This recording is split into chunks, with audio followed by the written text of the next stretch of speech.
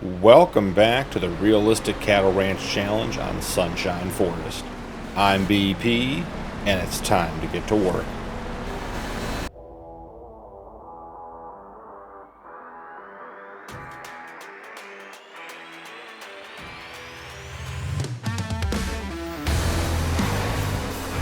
We are in a rainy August morning, just getting the last of the round grass bales put into the silage wrapper over here. Been a wet project getting it all done. Did get the straw baled up on the small wheat field and am currently getting the straw baled up on the large wheat field. We have done the shift this morning, including the sick animals, and we've done at least an initial round of feeding. We're going to have to do some more when we pick up all the bales we made from yesterday, but for right now, that's all we need to do. So let's hop out here. Let's jump in here. And I always have to remember when this is done, is it Y? Does Y finish the bale? No. Y does. Oh, maybe Y does finish the bale. It didn't. Let's see. Unload bales is R. That's how we have it done. I thought we were getting 14 bales off that field, but we only got 10. Let's see. 1, 2, 3, 4, 5, 6, 7, 8, 9, 10. We got 10 today. Or I should say, well, technically in July last time we did it. So, don't know if we lost a little bit of yield, don't know if I'm misremembering or sort of what the situation is there, but I swear we had more in previous years. Speaking of higher yields, I did get the guys down to the ranch from the shop, and we got the Iseria Pro compact installed on the JCB. Wasn't really an option to do it with the Fiat. They said the wiring and how old the tractor is didn't make any sense, but do have the Iseria Pro compact on the JCB now, so we can get better use or better yield and better distribution of our manure on our field. Because I was noticing that when the Fiat did it, when I was done, it said it still needed more. So let's go check and see what. It must be the JCB. That's the only work we have. It says they're blocked by an object. Let's take a look. Where are you? I promise you, you're not really blocked by that tree. I promise. Let's take a look. See, yeah, you're not really blocked by the tree, are you? But we'll help you. We'll get you through it. It'll be tough, but we'll get there. So we'll swing this way and then get right back on track and send the worker on their way. And luckily didn't grab the tractor and bring it with us this time like we did last episode. So heading over here to want to get the milk. We haven't done milk collection in a little bit with you guys. Process hasn't changed very much. I have made the decision we're going to do a little bit of a sell-off today as far as equipment. Things we're not using, things we don't need on the farm anymore. We are just using the big tanker for milk and for water at this stage. We've continued to upgrade from the start, from the small, sort of Abbey-style tanker to the medium, and now we're on the large. And we're still, like yesterday when I got the milk, I filled up the tanker and still had a couple hundred liters of milk left over. So no point in using the medium one and doing a bunch of extra trips. So we'll get that done. In other good news, we can check and see here while we're filling up. Yeah, let's see, 14,000, so we're going to have more than this will hold. But this morning, after all of our efforts, we have 13 sick animals. So it does appear to be hovering right around 2% of our total herd volume is getting sick each month. Now, what's interesting is we had, I believe, 2, maybe even possibly 3 animals that got sick with a second disease after being treated. So remember we had the one in the pen last episode that got sick overnight, so we were treating for, I think, mastitis, and then it got hoof and mouth, or foot and mouth, whatever we're calling it, while it was in the quarantine barn. I thought, oh, you know, maybe it's been exposed to other sick animals. Well, several, 2 or 3 of the animals that had been treated and had been back in the Gen Pop circulation came up sick this morning as well, so treating them for a second time. Did have one of our calves, say, we're not really blocked by an object, are we? Because it seems like you're moving. We did have one of our calves that was in the nursing home, one of our infertile animals, come down sick. I just sold it. It was only worth $900 to begin with. We'd have to raise it for a year to sell it to get value. Not sure treating infertile animals makes a ton of sense. I think the bulls are worth more money, so it's worth treating them, and we certainly did treat several of them this morning. But the infertile calf I just sold. You know, this wasn't worth keeping around. So let's see. The milk is almost in there. Other updates on the farm. Oh, I've got an exciting one. Let's go take a look. So, talked to the guys up at the BGA about the profits and, you know, what we're bringing up there. And they had just been sort of dumping the digestate that we had been using, or we had been producing up there when we dropped off our manure and our slurry. And I was looking at our fertilizer plant, and it takes digestate. So I said, well, I'll take the digestate and we will use it in our fertilizer plant. So here we are.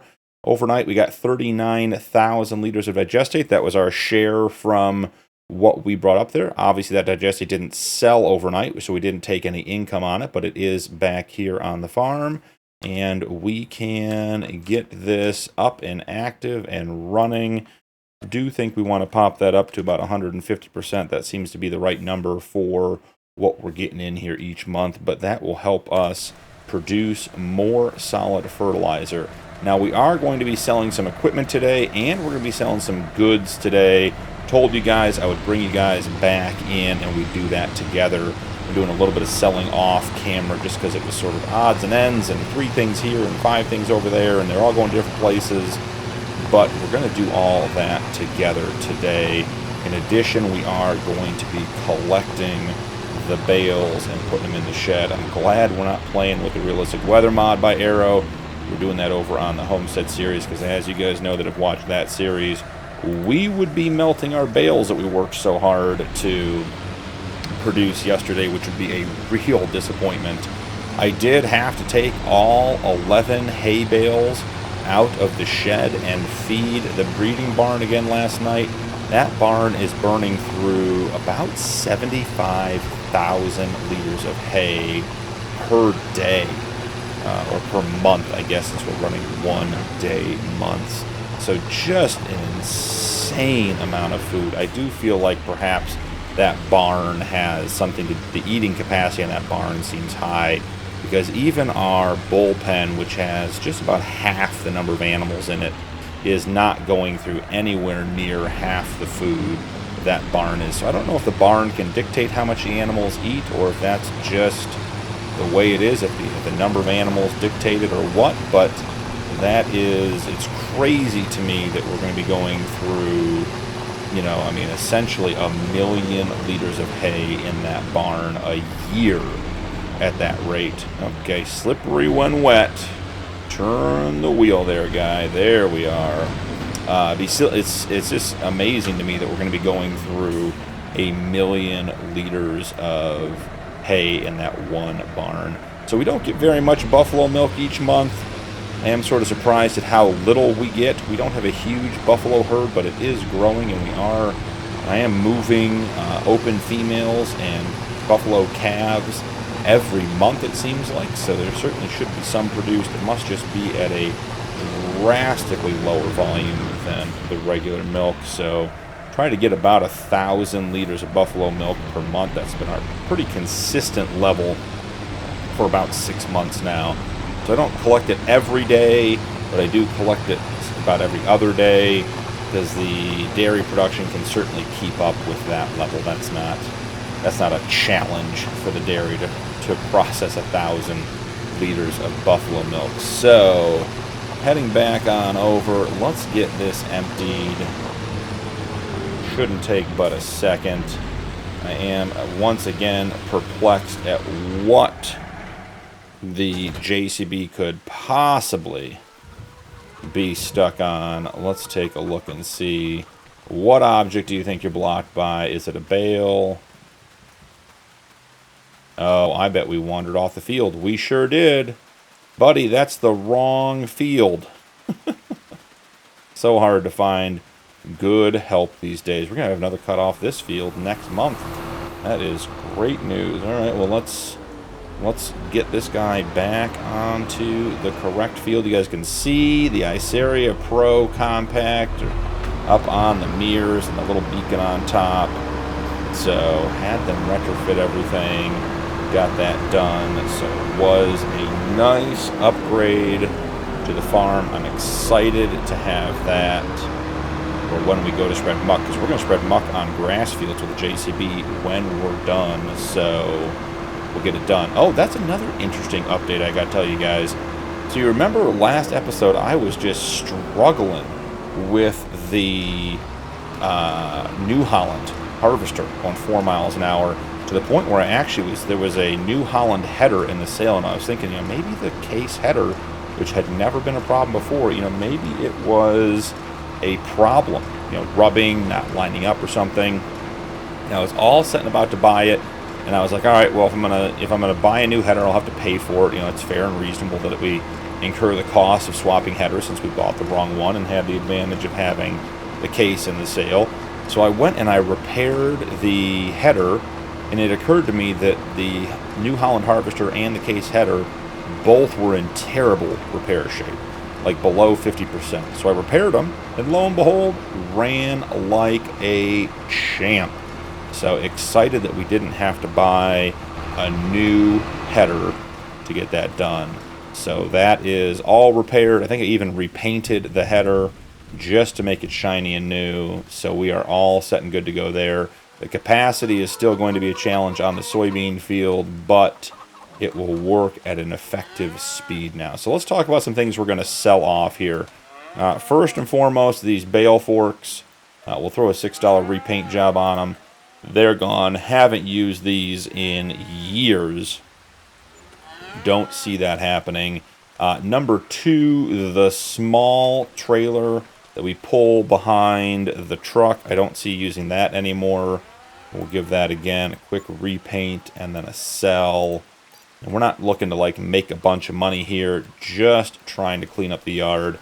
Here is the medium tanker we used for a long time. Love this tanker. Absolutely great piece of equipment, a great mod. Just getting too much milk out of it, or out of our farm. Don't need that anymore.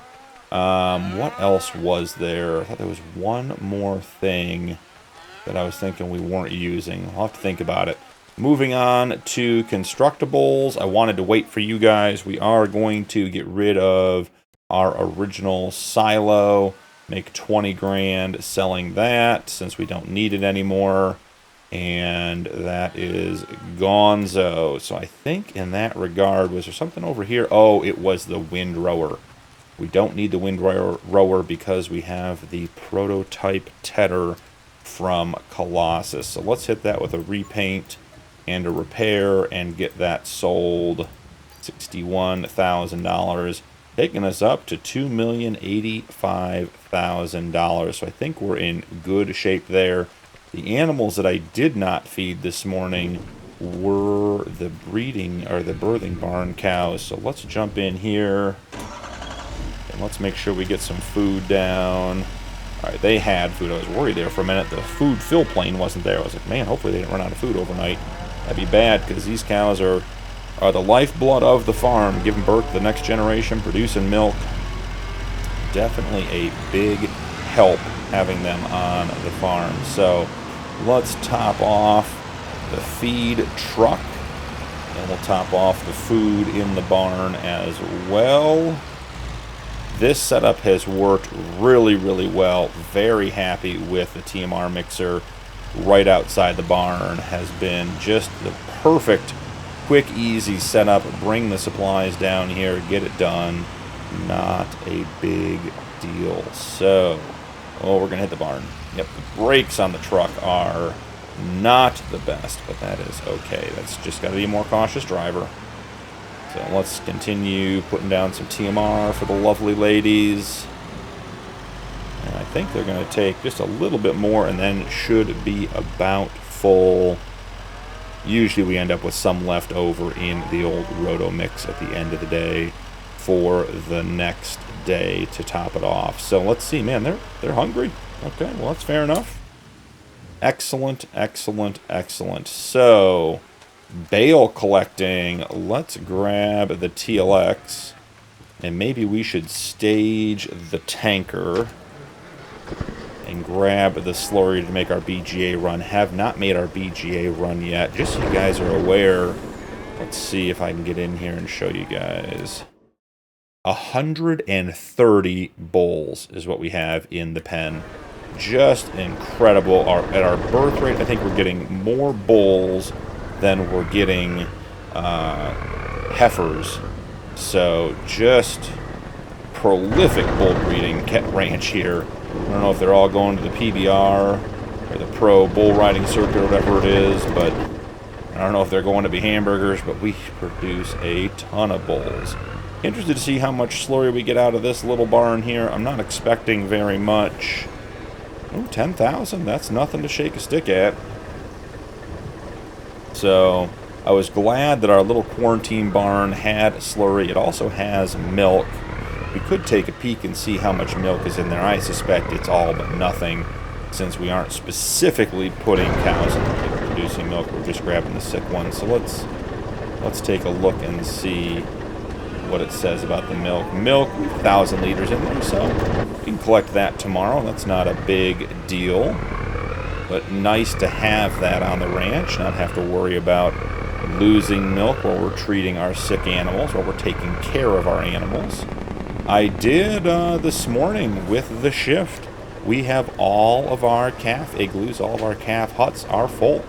Actually had to transition 2 5-month-old calves into Teen Town because we were out of space. It is just, we've talked about the ebb and the flow of the calving, and we are definitely in the glut phase with a lot of calves. Took another 54 animals out of the birthing barn today on the shift. So I don't know if it's specific to this time of year with the mod or just when we bought the animals, but we are definitely in calving season here on the Realistic Cattle Ranch. So let's get this filled up. May as well fill up the tipper as well and have the manure and the slurry ready to go up to the BGA when we're done collecting bales. I think for the immediate purposes, we're just going to collect the bales and put them in the shed. We can certainly check and see who needs straw or hay, but in general, we're in pretty good shape. So let's see, slow and easy wins the race. There it is, nailed it. And we even parked it in a good spot so we can get filled up today. Alright, can we... Yep, let's get a cover on the manure. Don't need to deliver a bunch of water to the BGA. That's not going to help anything. Alright, so let's pull up over here along the front drive. Let's switch out. Let's go ahead and drop the trailers. Now, the good news is we can drive over any part of this we want because there's no wheat. We should take a look at the calendar and see when we should put wheat back in. It's possible we get to wheat harvest next year. I think it's probably unlikely that we won't reach our goals before then, but you don't want to fail to prepare. And then you end up in a mess, and you got to figure everything out, and you're behind the 8 ball. So let's get these collected. As I said, I did pull a bunch of these to do some feeding last night. Make sure everyone was topped off. The breeding barn was actually out of food by the end of the day yesterday when I was done with all the harvesting and the shift and everything else. So I was surprised that we went through food that quickly. But hey, we know we've been short on hay because that's why we keep making it and why we're putting in more fields. I am seriously considering taking the back half of the soybean property. You know, let's talk about like an area over here. Let's zoom way out. You know, we own this whole area inside the path. Maybe clear some of that out, check it out, see how full it is. It looks like there's a lot of trees over there. And maybe we put in a big grass field and we just get 50 bales off of that twice a year and never have to worry about it again, because it does seem like we are either in need of fewer cows or more acres of grass field. And I think the more cows we have, the more money we make as a cattle ranch. So it makes sense to me that if we have land that we own and can use, that we should be using it to support the cattle ranch. So I'm not going to put it in today. I'm going to sort of just see how this batch goes. And as I said, we do have the new grass field we'll be ready to harvest next month. So we are definitely getting more hay than we've ever gotten before. The real question is it enough? I wonder if we can be a little sneaky, maybe grab these seed. Can we grab those? Nope, didn't want to grab them. Those got to go back in the shed at some point. They're fine to be out here in the weather. They're all covered, but don't want to lose track of them. Alright, on to the straw bale pickup. Are we about done? I think we're about done. That load is full. Let's go drop it off and get back here to get the rest of it. But let's see, 4 hay bales on the front, then 3, 6, 9, 12, 15, 18, 21, 23 maybe?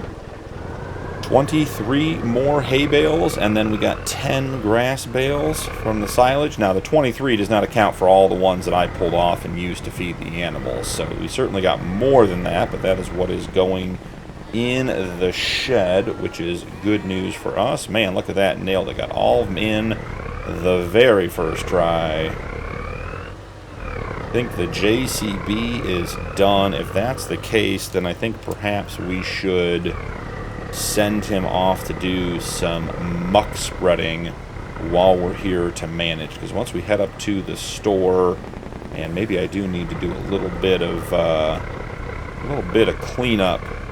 I don't think, you know, as we talked before, it always seems like there's a ton on the field, and then you go get it, and it's only a couple hundred liters. But definitely there are big piles everywhere the New Holland stopped to unload, and I think that's probably worth getting. And look here, there's big piles at the end of every row, too. So it might be 1 bale's worth. Wouldn't spend a couple hours picking it up, but it certainly seems like it could be worth it to pick up the scrap piles and make something out of them. Try to get 1 more bale, since we are always short on straw on the cattle ranch. So yeah, I think there's enough on here it's worth doing manually. He certainly got a lot, did a great job without wind rowing it and giving him very specific placement for the rows, and anywhere the New Holland pulled off to unload is certainly not going to be picked up either. So not bad. Let's jump out here. Let's see what we can do. Start with this stuff that is right here behind us.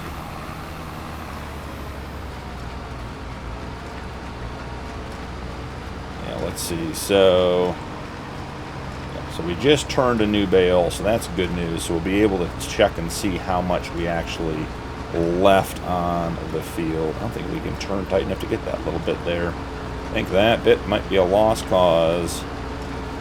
Alright, let's go down here. Let's try to get a little bit of speed going.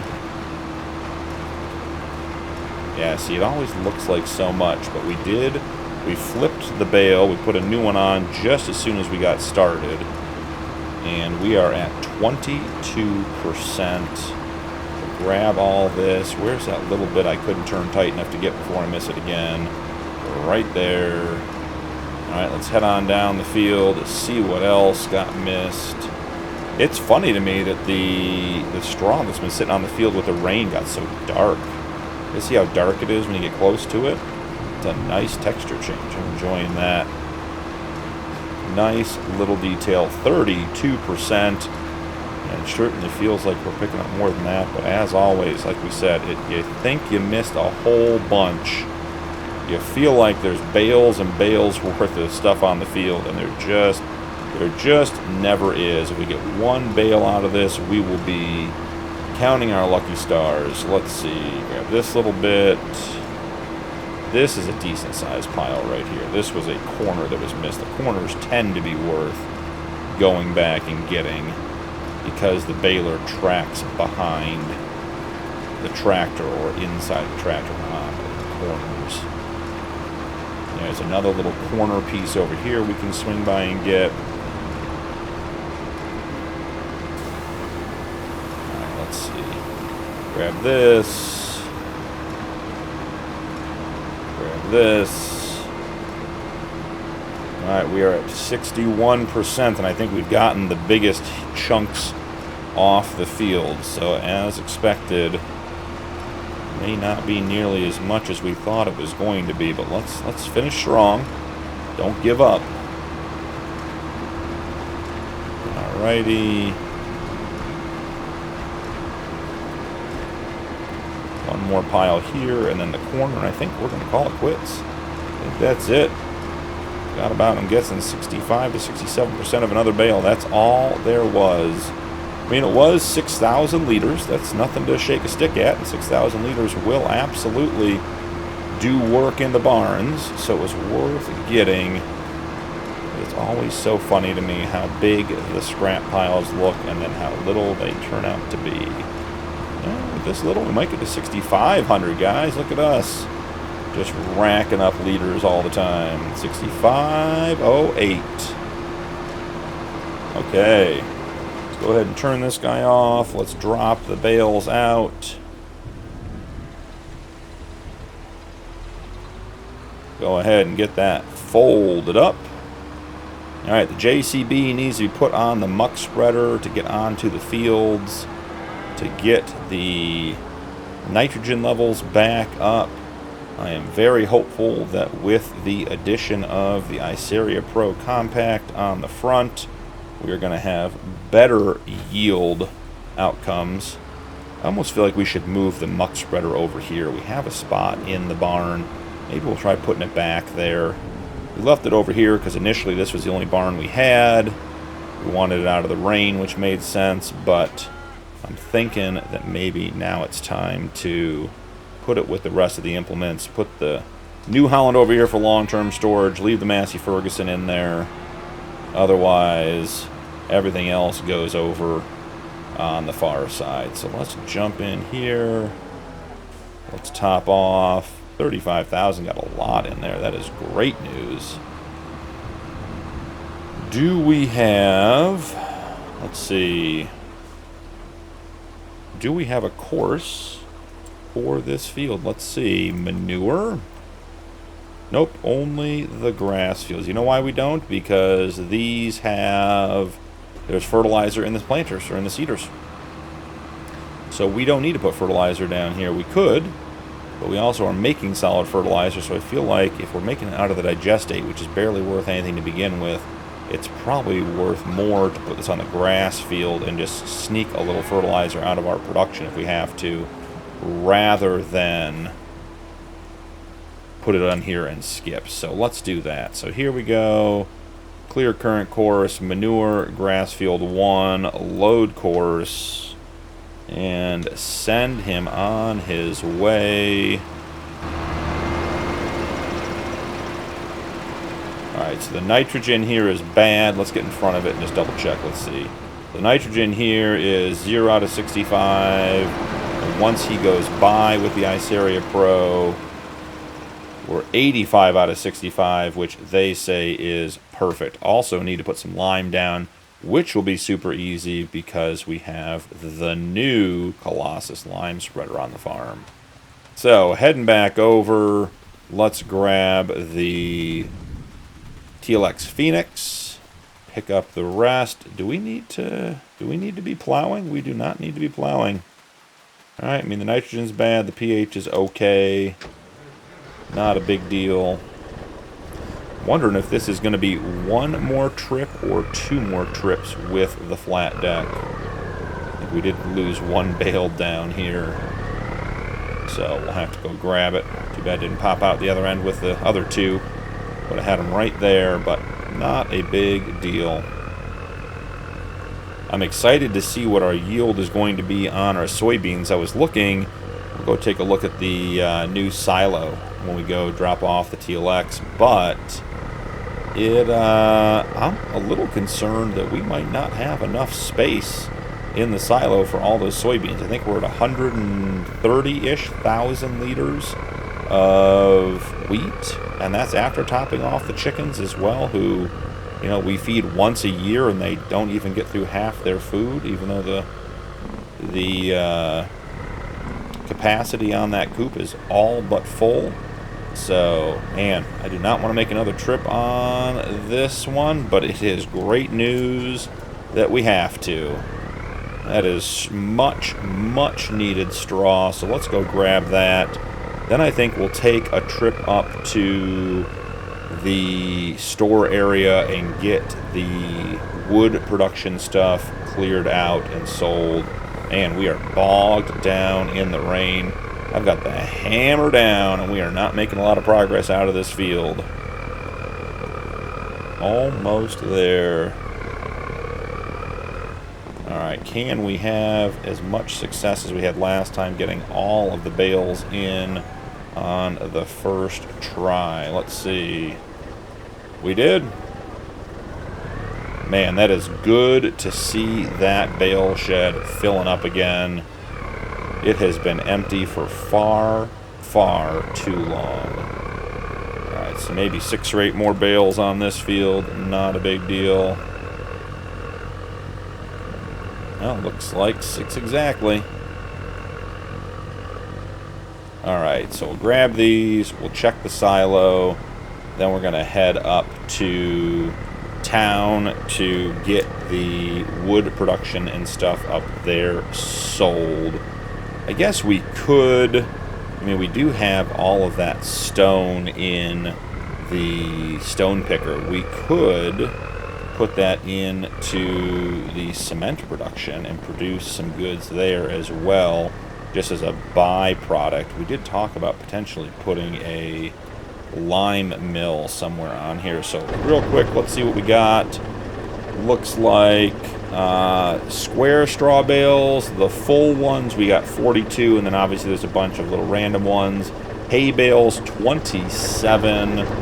So that's a good haul, guys. That is a good haul. So let's grab the, well, we didn't need to grab anything. Let's head up to the shop and get everything loaded up. Wood chips, I'm not exactly sure what we're going to do with yet. Might have to come back and put those into storage. But I do want to check the new silo. Was very, very pleased with the way the new silo worked. Absolutely fantastic. 145,000 liters of wheat. So there's essentially 425,000 liters open for soybeans. That might be enough. That might just be enough. We'll have to see. Ah, the bale trailer. Another thing we don't need on the farm. Let's see if that can make us any money. Oh, maybe it doesn't even sell. Maybe it's so cheap it doesn't sell. Here we go. We'll repaint it for $9. Not sure what paint is on there. Go ahead and sell it for $712. All right, there we go. Just getting rid of the excess equipment on the ranch. I wish we could pull all of this, all 3 of these up there together, get our BGA run done at the same time. So we're going to go hammer down here. Once again, the county was out. They did do some regrading on the bridge. People were not happy about how the bridge was hurting the truck. And look at that. 49 miles an hour across the bridge. Smooth as butter. I'm hoping, I'm thinking, I am praying that that is a fixed issue. That bridge is a godsend as far as getting us up to the store, but has been a pain in the neck in regards to bouncing stuff around. Once or twice I hit it with enough speed, wasn't paying attention. I almost bounced off the bridge into the water, which would have been a complete disaster. So, no train, no whammies. That's the way we like it. So up here, we will see there is the usual sort of wood production stuff. They all tend to go different places, so, you know, we have to sort of collect things as we go and figure that out. I don't know what to do with all those wood chips. We're probably going to end up picking them up today because I've been stacking them and stacking them and stacking them. And that is just not, I mean, we're just going to run out of space is what's going to happen. So, starting here, let's grab all the things. And here they come, loading in. See buckets and barrels. Should be some tubs. Wow, we got a decent amount overnight. All those trees we cut down for the soybean field are finally coming to fruition. Oh yeah, and more. Wow, more wood chips. 27,000 liters of wood chips. That is crazy. Well, you know, guys, I'm thinking this might be the thumbnail for the video. So if you're watching this and this was the thumbnail, you were here when it was taken. Good job. Just gonna grab that real quick, and away we go. There we are. Okay, now let's get this stuff sold. So this is actually more than we've had in the past. Alright, so we're going to take all this and put it over here because this is going to be sort of our epicenter of our selling. And then we're just going to load what we need. So, unload everything, jump into the time-saving stock check, and let's start with barrels. Barrels are best at the storage bay. Bathtubs are going to be best. We don't do Goldcrest value at sell everything. Buckets are going to be best at American Farmers Market. See, this is what I was telling you guys. It just goes everywhere. Planks, we're not selling those. Those have to go in and through. Solid fertilizer, we have another 60,000-ish there. We're not selling TMR, that's for darn sure. So, barrels go to the storage bay. So let's switch out what we're picking up. Okay, any is good. That's not the one we want. Is it K? Is it U? Which one is it? Container type T? Nope, we don't care about Euro pallet. Oh, material type Y? Oh, there we go. Alright, so barrels, just double checking, go to the storage bay. Alright, storage bay is on the other side of the sell all. Remember when we cut this road in and made this a loop? That was a nice change. Alright, here we are. Drop those straps. And 14, 15, I mean, that's $16,000 or $17,000. Not certainly, not making us filthy rich, but nothing to complain about. Alright, since we're pointed this way, what we pick up next should go to the farmer's market. So let's make sure we grab that. Is that going to be the tubs or the buckets? Bathtubs go to sell everything, so buckets go to the American Farmers Market. So we'll switch that up, and we want buckets to the American Farmers Market. Excellent. We are the provisioner of buckets here on Sunshine Forest. Alright, another 13 or 14,000 there. I mean, this does add up. It's going to be $35,000, but, you know, on our way to 4 million, that's not really helping us out. Now, wood chips, the price of wood chips varies quite a bit, so I don't want to sell them early. Wood chips are currently $255. They go for $811, so they're worth $11,000 now. They're worth $35,000 later, so we are definitely not selling the wood chips now. So, furniture. We have a pallet of furniture. That's interesting. All right, let's put bathtubs on here. Where does the furniture go? I didn't realize we'd picked up a thing of furniture. Furniture goes to the storage bay. And it actually does make a little bit of a difference as far as the price, so we will actually take it there. Bathtubs. There's $21,000. So yeah, I mean, we're pushing $40,000, $50,000 out of that sawmill. Now, granted, we're out of the carpentry shop. We are at the point where, remember, we are cutting the trees, making the planks, sending them up here. We're doing all those things. to ensure that we are not just selling the wood directly. Because selling the wood directly, we would make a lot of money out of the sawmill. And we wanted to go through that. We are having to lease the woodworking shop, and we have to own 2 sawmills currently. So we're $21,000 into owning those sawmills as well. So it is certainly helpful in keeping us on track financially, but we need to be making hundreds of thousands of dollars per sale. Oh, look at that, a glorious $2,192 for that thing of furniture. Remember how slow that furniture was to get going. So I think maybe these pallets, oh goodness gracious, guys, that was not good. Let's just call that what that was. That was bad. All right, let's get the rest of these loaded up. So I think we're going to take these back down to the farm. We'll put them in the shed to keep them dry. I'm going to make sure that, oh, we're blocked by an object down there on the mucking field. I'll get the rest of the mucking done on the 2 grass fields. We never did look when the wheat was plantable. So wheat can go in next month. So September, we're putting the wheat back in. I'm hoping we don't end up harvesting wheat again on this series, but if we do, we do. It won't be the end of the world. So as I said earlier, the shift has been done. The animals have been fed. We got the goods sold up at town. I'll get the rest of the fields mucked off screen. But that was a little bit different than our normal episode. Try to get away from all of the husbandry stuff for a little bit and show some of the other aspects of the cattle ranch, the other projects we do. Still have to make our BGA run up there for our monthly allotment that we are required to add to the BGA. So I'll get that done as well off camera. But thank you so much for joining me today. Don't forget to drop a like and turn on notifications for more videos. Channel memberships are available if you'd like to support my content further. And channel members do get early access to upcoming videos. That's all for this episode, but I'll see you guys in the next one.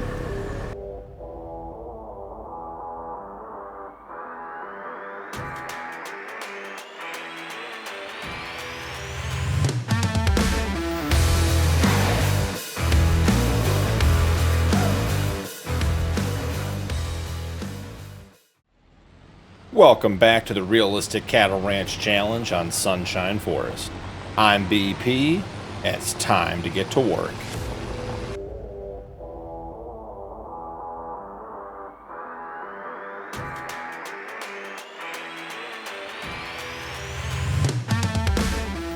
Here in September, almost noon, just getting a little bit of the yard work done. Got the shift done, got the quarantine animals moved, treated, all that kind of stuff. Thought we'd pick up some milk and get that going for us this morning. Did just send the JCB into the small wheat field with the planter.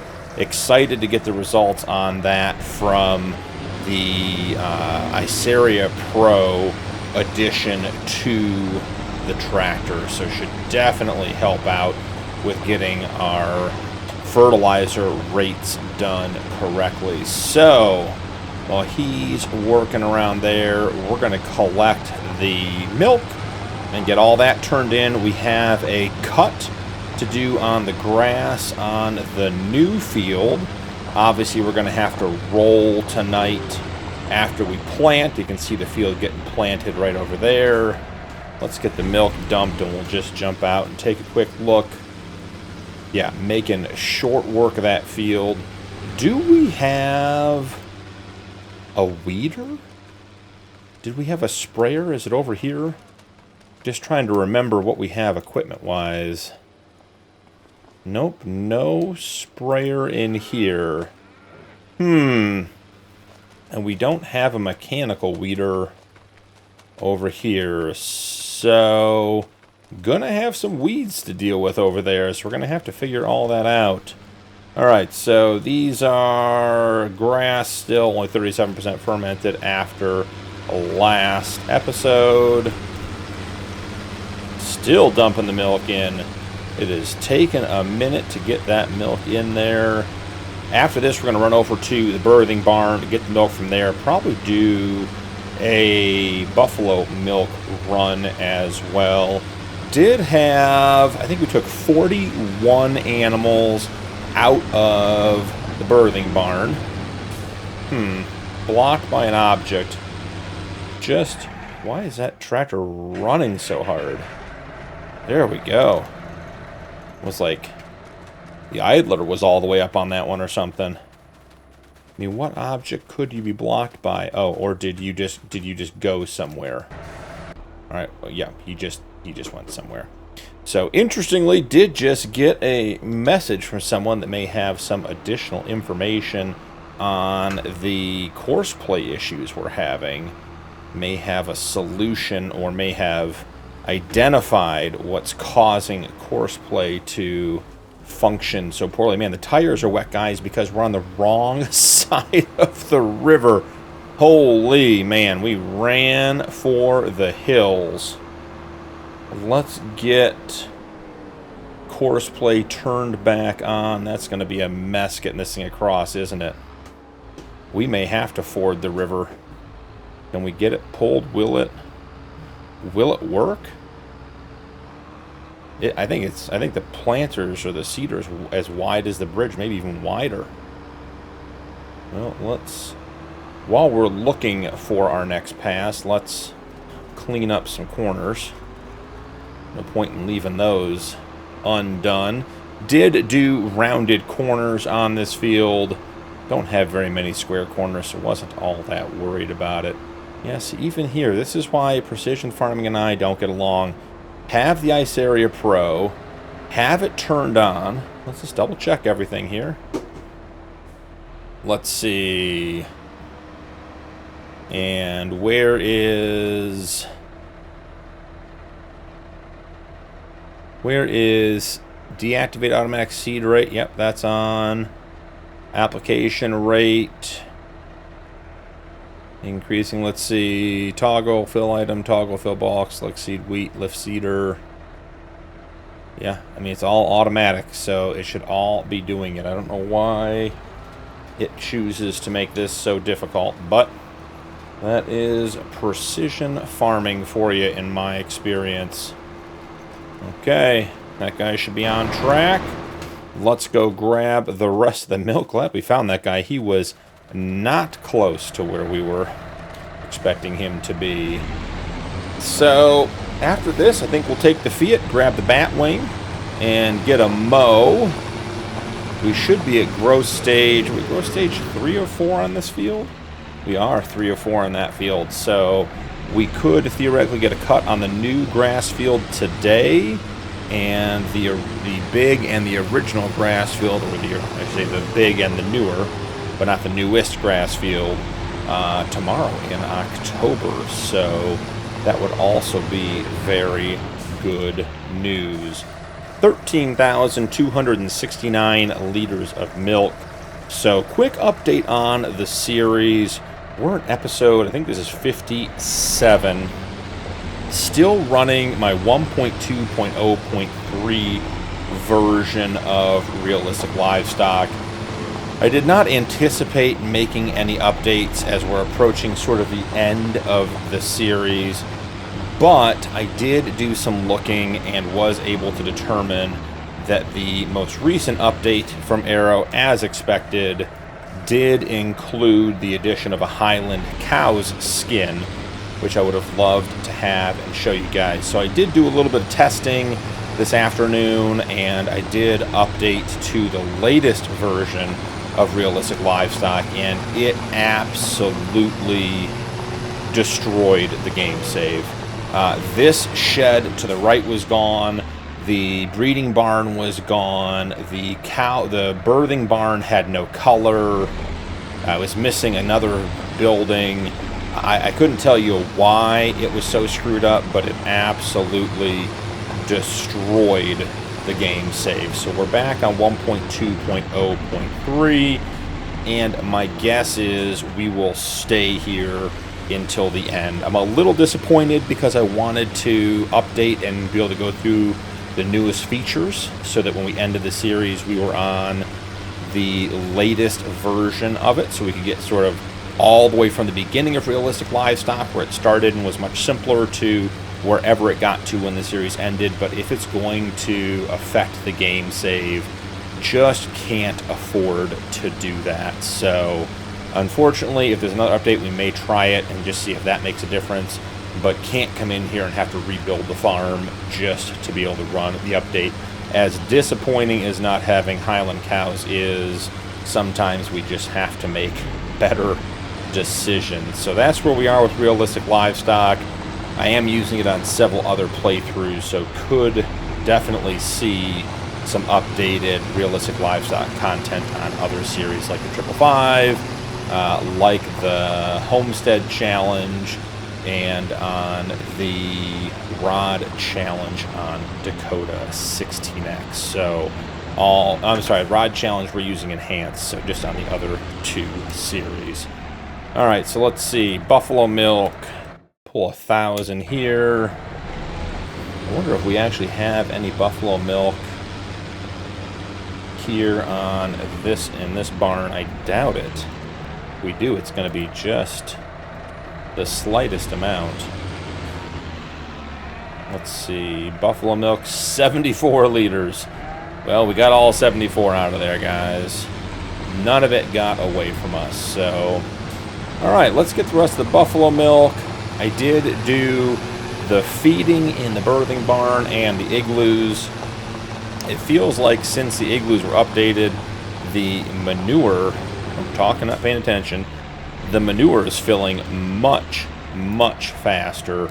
So may have to look at mucking those either today or tomorrow. But either way, have to get that done. So let's dump the buffalo milk, and then let's grab the batwing and go start mowing the new grass field.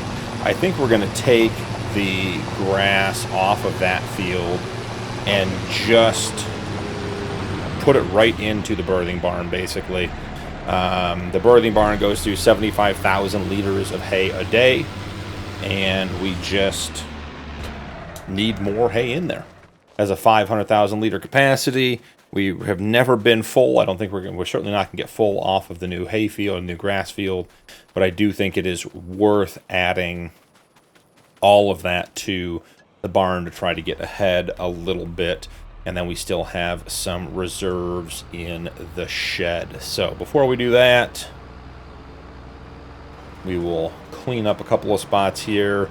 I did lime the wheat fields between episodes, so back in August. So that worked out well, as you guys can see. So they're all prepped and ready to go. So all we have to do is plant them, which is good news all around. I do want to change this so we start on the center rows. Yep. Less likely to wander off, or at least it will get more work done before it wanders off. So set him to work. Let's go work on the grass field. While we're doing the grass field, may do the BGA run. Haven't done one of those with you guys in a little while. We are at $2.2 million, and we might actually have some things to sell. Might be worth taking a look. Barrels are a good price. Bathtubs, buckets. Buffalo mozzarella is a great price. Carton rolls are. Cheese needs to be sold. We're not going to Goldcrest. Where's the next best place? America's Farmers Market, 1930. We're to 1960. I mean, that's just about $200,000 worth of cheese. Planks long, we still have, but we're not selling. Solid fertilizer, $106,000 in the bulk fill station. 51,000 liters of it. So that transition to adding the digestate to the solid fertilizer plant has made a huge difference. So enjoying that. Okay, so heading over here. Let's grab the batwing. and we'll go mow the new field. Should remember to bring the other seeder back over here before we wrap up today. We left it over there because it was so wide. It took just a little bit of crop out on the edge of the wheat field, and I wasn't happy about that. So I didn't want to leave it over there again, or bring it back over again and kill more of the field. So it has been sitting over there. Holy eggs. Did you guys see that? I've been min-maxing our roosters. So basically selling all of the chick roosters and then just replacing them with 3 very high quality roosters. And we're slowly getting more and more females. We had like 200 roosters at one point that were doing nothing but eating food. And we're slowly creeping up. That coop holds 1,000 animals. And I think we're getting close to 900 egg-laying hens. So absolutely a huge change in our egg production. I do wonder when eggs are going to be at their best. So this is going to be hay, so I see no reason why I wouldn't just mow this by hand, because we're going to have to ted it anyways. So I'm going to throw this on a time lapse. I'll see you guys when I'm done with the tedding. See you in a minute.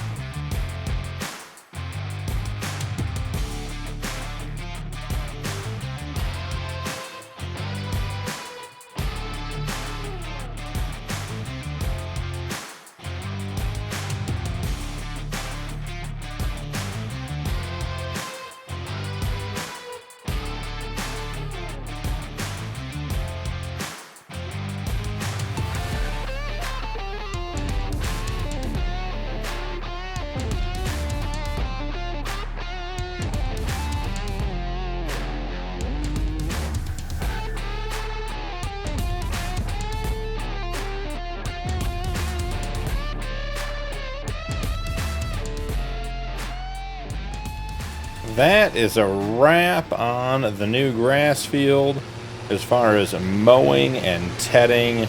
Time to get the baler, but I think maybe we'll run up to the BGA first and get that run done. Jump in here. Let's go ahead and drop down the seeder. Guys, this seeder is such a good seeder. The capacity's so good. It is really, I mean, for the size ranch we're running, I know we bought 2 of them because we were trying to tie them together, and you know, we know the workers don't really like that, and it does miss a couple of spots here and there. We're not doing, you know, 100-acre fields or anything, but it is, that thing is absolutely incredible for what it does. I think what we might end up doing, yeah, our pH and our nitrogen are perfect all the way around. So the new Iceria Pro Compact on the JCB made a big difference. Looking forward to better yield next year. I think what we might do when that seeder runs out is actually just take it back and put it back in the shed or back over in the storage area, and then just grab the other one, which should still have stuff in it, and finish off the job with that, and then we'll put it back and we'll be in good shape. So that way we don't have a seeder sitting out by the field for the entire growing season. Is worth mentioning, I did pull 41 animals out of the birthing barn this morning. I think possibly 12 of those were bulls, but we had so many calves that I had to put some calves in Team Town barn. All of our calf huts are full, so we are definitely in peak calving season here, late summer, early fall. It feels like that's where we were last year at this time too. So again, I don't know if I can attribute that to just when we bought the animals and the natural cycle of them getting pregnant, or if that is just an increased odds thing with the realistic livestock mod. Did receive some very useful and helpful information from a subscriber from the channel talking about the realistic livestock mod, and he was saying that when a cow, or even a heifer, I guess technically, depending on the timing of this discussion, has multiple babies, multiple calves of different sexes, so a boy and a girl, that type of stuff, it is much more likely that the female animal will be infertile.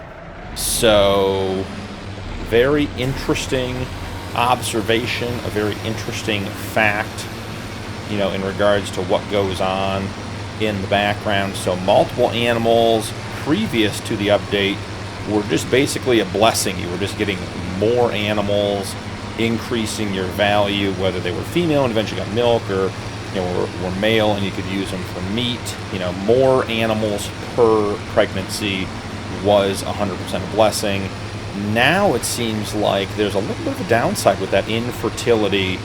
It does appear, same subscriber was saying that it doesn't seem to change the value of that animal as they grow up. Obviously they can't become pregnant and reproduce, which would give you additional value, but the actual sale value of the animal does not seem to change because they're infertile. Now, animals that are pregnant are worth more for obvious reasons, but the infertile ones seem to sell at the same price as their impregnatable counterparts. So, just a little update we're getting from the community on the realistic livestock mod and what other people are running into. And some of you guys have done some just amazing testing and all that kind of stuff, and I always appreciate you sharing that information with me. There is so much to get into with the realistic livestock mod that sometimes just getting the series content out and trying to do some very basic testing on my end just to sort of make sure I have an idea of what's going on is about all I can get done. And some of you guys have really taken the time and really gone in depth with the mod along with others, and love hearing from you guys and love getting that information. Let's get the beacons turned off there, bump those, turning the steering wheel, trying to pick up some of these big old piles because the baler's not going to pick them up head on. There'll be little bits left, so try to get those cleaned up ahead of time. I said it last time, I'll say it again, this little baler does an absolutely tremendous job. Has a great pickup width, does not complain, picks up tons and tons of grass and hay and gets it into the bale. Very pleased with our little John Deere square baler. And we'll take a look when we're done here, but this thing has been with us for a long time and has made a whole bunch of bales. So let's see, and get that one pushed out of the way. Heading back up here, let's grab the rest of this. I think we're in pretty good shape. Couple little cleanup spots up here, nothing too serious. And we'll swing back here. And let's check and see how many bales we got. All right. Get that pickup off the ground. Drop those bales off. Fold her up. And it looks like 15 bales. Nothing to complain about there. Absolutely a great little field that we added to our lands, and is going to, I think we're finally, I mean, we're cutting that grass field, still have hay in the shed, and all of the barns have, I shouldn't say all, they may have run out during the day here, but all the barns had hay in them this morning, so that is good news. We are going to have to add some to the bullpen, been sort of skimping on feeding them to make sure we have some for the others, because realistically, they're our least valuable pen. I mean, I guess technically the nursing home is less valuable, but I'm not. We threw hay in there a long time ago when it was when we were using a different system, and there's just always going to be hay in there, so not too worried about that. So let's take a quick look at the barns. So the birthing barn has 116,000 liters and 18,000 liters of straw. Bullpen has 56,000 liters of food and 93,000 liters of straw. Teen Town, 30,000 straw, 29,500 food. The nursing home, 87,000 liters of food and almost 60,000 liters of water. The quarantine barn, almost 25,000 liters of straw and 29,538 liters of food. So they're basically maxed out. Calf igloos, as I said, were all topped off. Now the birthing barn, or the breeding barn, we're down to 4,000 liters of food. And I think we had 100,000+ liters in there when we went to bed last night. So again, just an incredible rate of food that we go through in that barn. So for right now, we're just going to run the case back over to the shop or to the shed and park it. We do have some seed, which will get filled up for the next round of planting.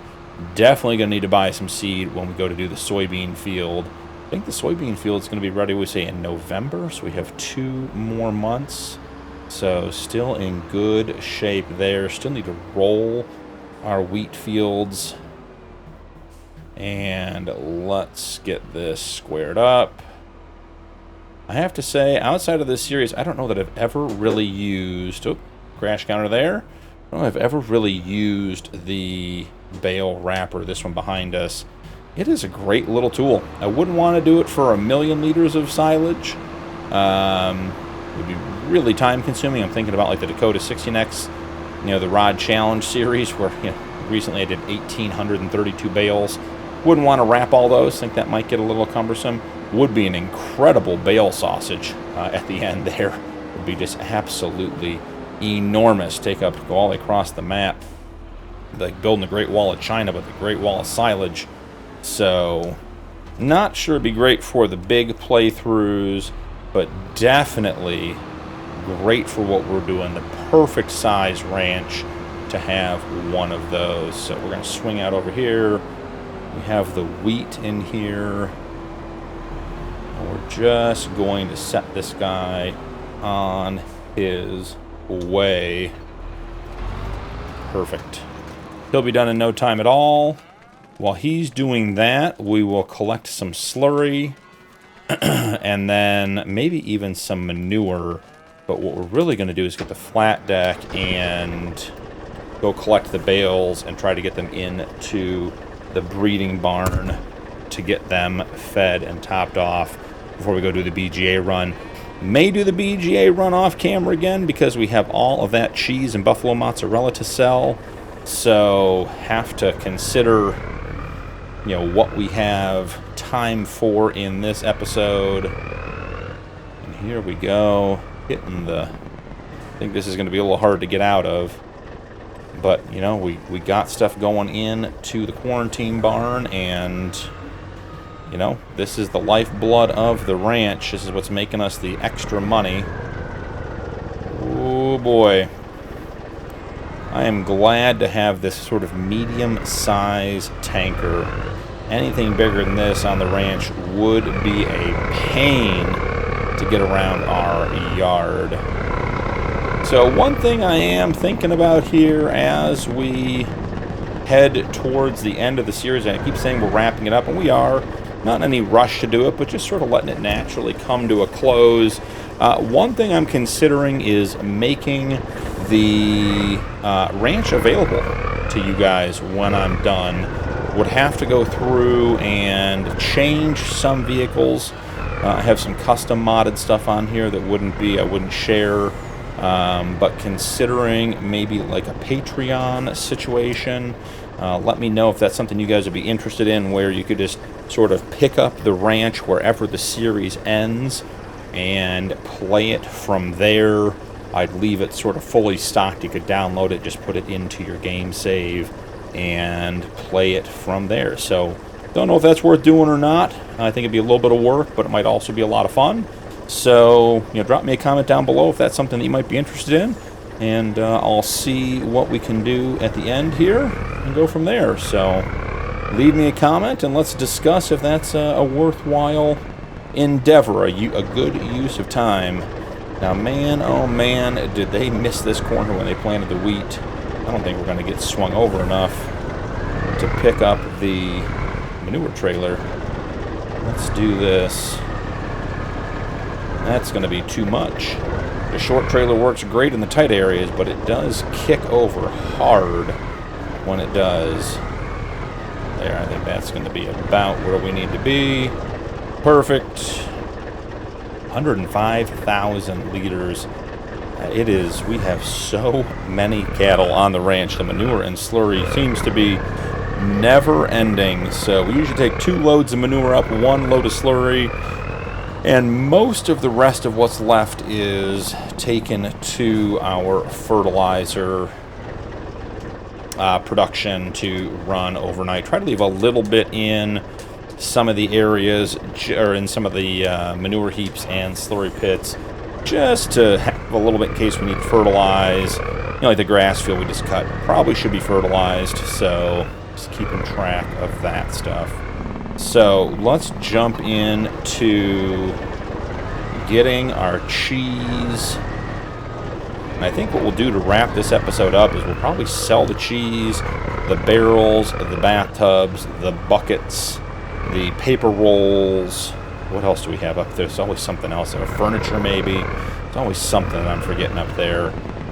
Just have that stuff sort of running in the background. Haven't even done any lumber work in, I don't think I've done any lumber work for 2 or 3 episodes now. Alright, let's see. I did not put a lot of this in cold storage. Ooh. Need to not be over the trigger there, friend. Let's see what happens here. Yeah, it just is not kicking over hard enough, is it? Yeah, there we go. Now we got buffalo mozzarella coming in.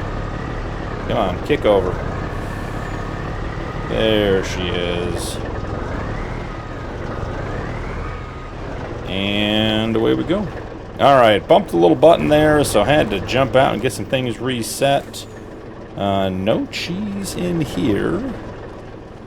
And another 15,000 liters of cheese and 5,000 liters of buffalo mozzarella in here. We are 100,000 liters of dairy products for the year right here.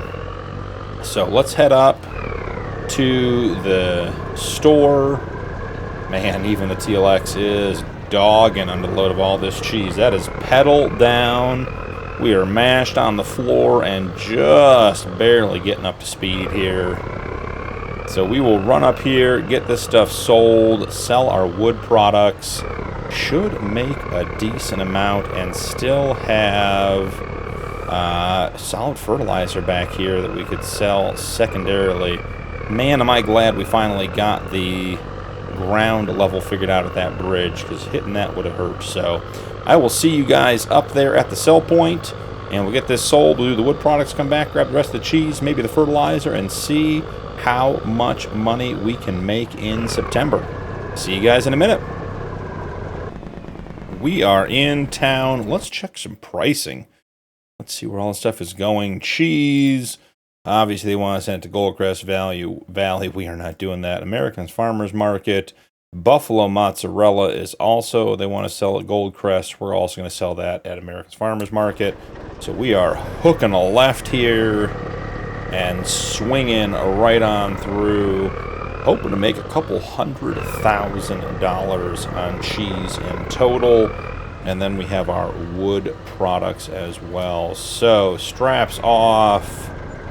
219,000 plus 21,000 with the environmental score, $240,000, taking the grand total to $2.4 million. We'll grab this stuff here. Not even sure how much stuff there is. Whew. Those belts are grabbing at me, it seems like. Yeah, we got 88,000 planks and 96,000 planks long. This guy is set to run for quite some time. So wood chips, I'm pretty sure we're not going to be selling. Those tend not to be good till the spring, and they're not even close. They're like 40% of a good value. So heading up to the top, barrels go to the storage bay, bathtubs go to the farmer's market, buckets go to the storage bay, and then we have something else on here. So barrels and buckets are going to the storage bay. As usual, we will pull over here and get all this stuff organized. Alright, so get the menu turned on. And let's see. Barrels. Buckets. We have bathtubs. And we have... what is this other thing? Is this furniture? What is that pallet? That is furniture.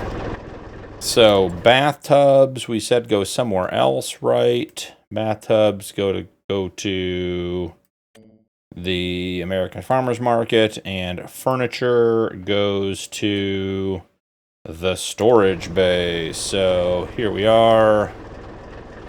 And furniture. Alright, we'll get this stuff sold at the storage bay, pick up the other items, and take them over to the farmer's market and back to the farm for the wood chips. And then we'll get the rest of the cheese loaded up. Another, I'll call it $17, $18, maybe almost $19,000. Not too bad for a quick sale. Likely break $2.5 million in September here. Leaves us with $1.5 million to go on the goal. Definitely going to have a big sell-off when that happens, including getting rid of some animals to sell down. So our sell side is right. Man, this is going to be tough. Let's actually just do this. And we want the bathtubs.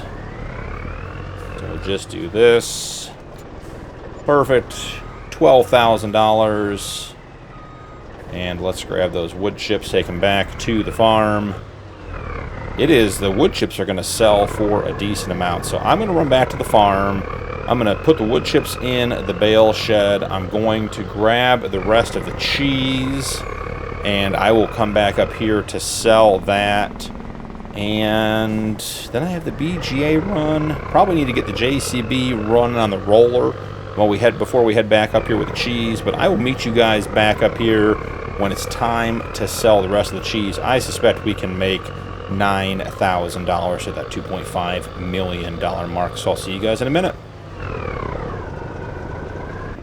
Pulling into the farmer's market. Got the rest of the cheese and the buffalo mozzarella. 18 pallets of cheese and 5 pallets of buffalo mozzarella. Going to be a good payday. Almost another... man, that's 90 grand right there, guys. 2.582 million. Now, I'm about ready to wrap up on this one, but I did have a thought. We don't have a good trailer to get the solid fertilizer up here, and if there's something cheap in the sale, it might be worth buying. Look at that. The X9 with a 16,000 liter capacity would be absolutely amazing for that soybean harvest. Nope, there is nothing here for the solid fertilizer. Oh, we do have one more thing of barrels. I'll grab that. May as well sell it while we're up here. It does seem to me like the price of the barrels are pretty much good anytime, but we should sell them while we know the price is good before the price changes, and then we got to hold for another year. So I'm going to finish rolling the fields. The JCB is back working on them now, and I'll probably run... I'm going to have to run the BGA stuff up for September. Haven't done that yet this month, and we'll likely take a couple trips with the fertilizer as well and get that sold, hoping that puts us around the $2.7 million mark, closing in on $1 million to go. So we're slowly but surely making progress up to that $4 million goal. So I think that's going to be it for this one. Thank you guys so much for joining me. Feel like we're in a great rhythm with the series right now. Getting the cattle work done. Enough to do on the ranch to keep us busy, but making really good progress. Feel like we have the right equipment, the right amount of land. Just feels like we're in a really good spot. So on that note, don't forget to drop a like and turn on notifications for more videos. Channel memberships are available if you'd like to support my content further, and channel members do get early access to upcoming videos. That's all for this one, but I'll see you in the next one.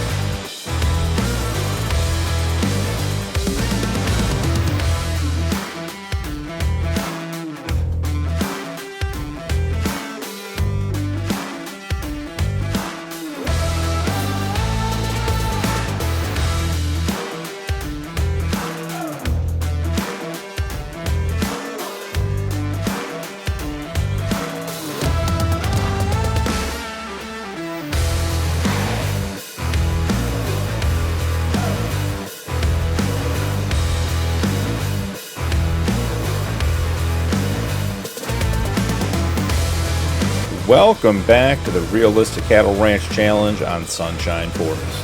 I'm BP, and it's time to get to work.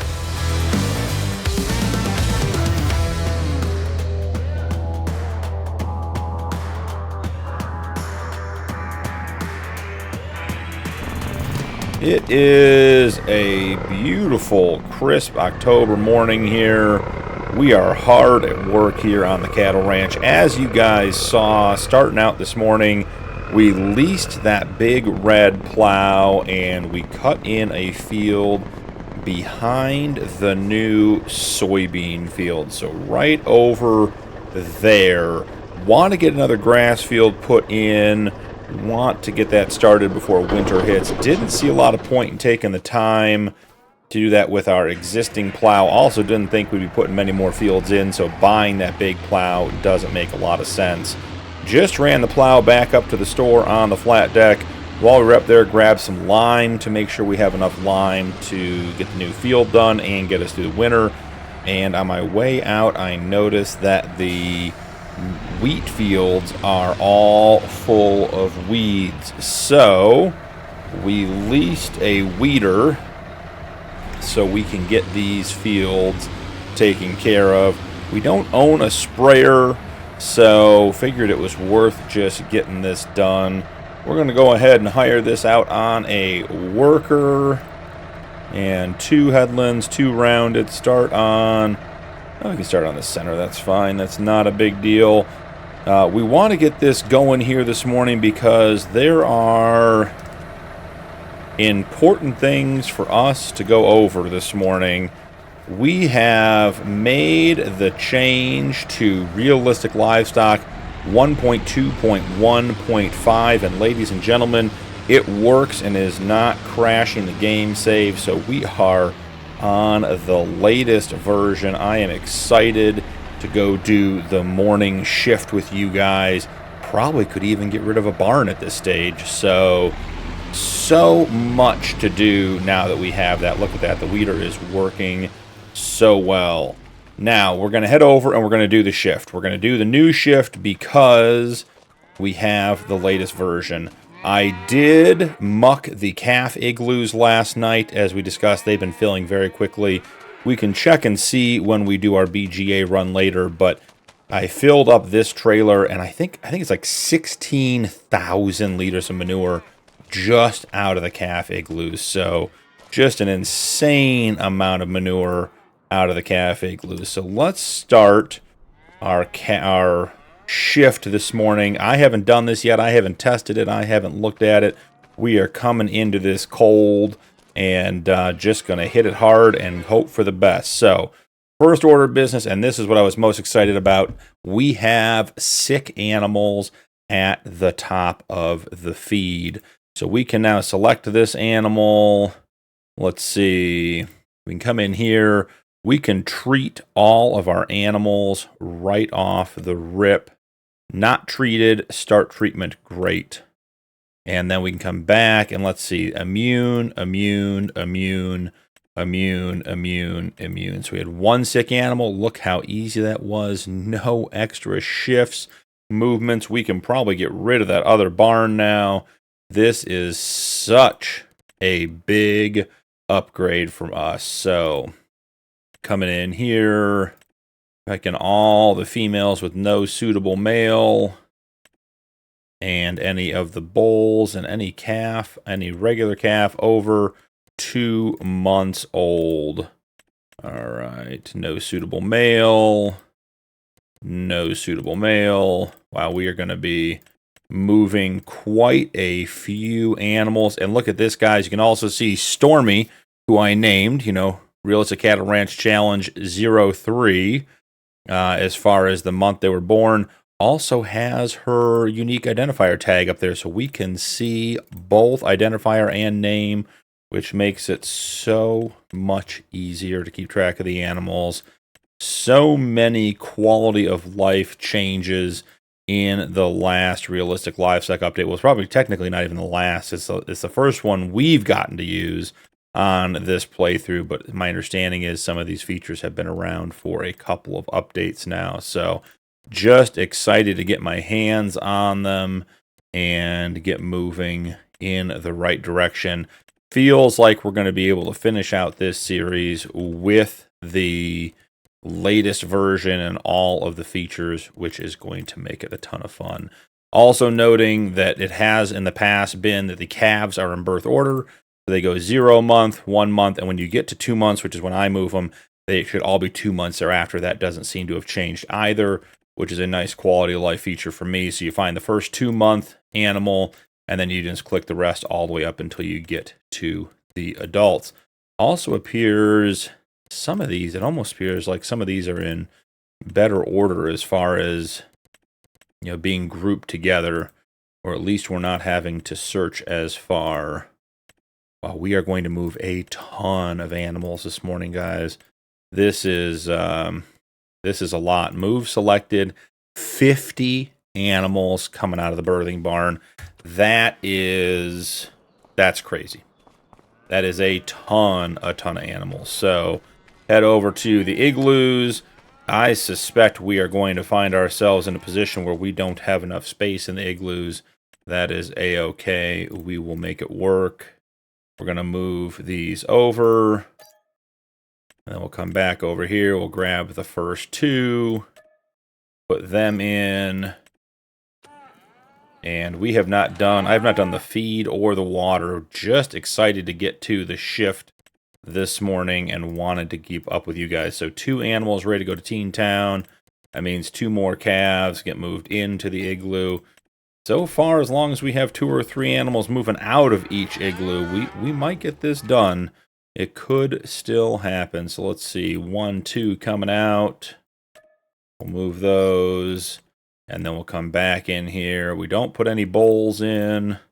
That is the entirety of the Holstein calves. Both of them from this month's birthing. So that is good news. At least 1 full-size animal in this pen as well. Looks like 1. Move to the herdsman stick. And we're not moving any bulls. And we can move the 1 there. Usually we use the C key to move it. But, oh, nope. And that's why we do it, because we moved the wrong one. Move selected. Should have stuck with the process. All right, move selected with C. Excellent. All right, heading on around the corner. We are 4 igloos in, 4 to go, and these are typically our younger calves. Not expecting to move many out of these, so we are going to be very, very full. This one, hey, look at this. 4 water buffalo calves ready to go to Teen Town. That's what we're talking about. That's what we need. Come down here, grab an Angus. Grab a couple Herefords. And move selected. Should leave us with a full igloo. It does. Any animals in here need moved? Oh, we have a sick animal. Interesting. This guy has hoof and mouth. He's already been treated. Okay. Makes it even easier. Nope, no one in there is ready to be moved. And nobody in here is ready to be moved. Okay, so we're going to have some calves going directly to Teen Town. So let's come on over here to Teen Town. We'll get rid of the rest of the calves, put them in here. They're just going to have to age up. They'll have to toughen it up. All right, so any of the teenage animals and the non-bull calves are going in here. Limousine bull. So 1, 2 calves are going in early. 3, 4 calves are going in early. And then all of these water buffalo adolescents. Move selected. 15 animals going into Teen Town. That is great news for us. Let's check this one. See this? See how easy this is when we can just come in and they're immune. Perfect. This is all I ever wanted. Was to be able to just pick the animals that were sick, know where they are, not have to search for them. Such a great update to the system. All right, not a lot of adult animals coming out. That is okay. All right, so we're going to head back now, put the bulls into the bullpen, and then put the rest of the animals into the breeding pen. And then lastly, we'll take any 9-month pregnant or 90% pregnant females out of the breeding pen and put them in the birthing barn so they get on the TMR and produce better milk for us. So basically at this point, any bull is going into the pen. 3 and 4, 5, 6, 7, 8, 9, 10. 10 bulls got moved into the bullpen. The bullpen is this is an absolutely huge pen for us. So glad to have it. We will be shifting those animals out of the sick bay here in just a minute. But now, just double checking, all of these should be eligible to move. Move selected. 31 eligible female cows being moved in. Right now, we have to go through and just check. Let's see, immune. I'm thinking these are all immune, but let's... Yeah, that one was the one that was double sick. We don't need any diseases being spread in and amongst our herd. Not treated. Okay. So, you know what we're going to do? Oh, we got 82 is marked. Oh, we have a bunch. We have a bunch that are not treated. Was it this one? Not treated. I wish there was a way to mark them on this screen. Let's just double check. Select move to trailer, select none, move selected. Filters. No, so we can't do that. So how about filters? Can we do... Is there like a disease but not treated? No, there is not. We just have to go through. Man, oh man, that is going to be... That is a lot to get through. So the system isn't really that much better. Right? So it's 44, 88, 82, and that's it. Okay, 44, 88, and 82. So again, helpful, but not not bulletproof, really. I mean, we're not searching through the whole group, which I appreciate, but would be quite a bit nicer if I could just say, hey, treat these animals. And maybe you guys will leave me a comment down below and say, hey, BP, you missed something simple. Go ahead and do it this way. I am totally open to that. So, all right. Now, looking at animals to move.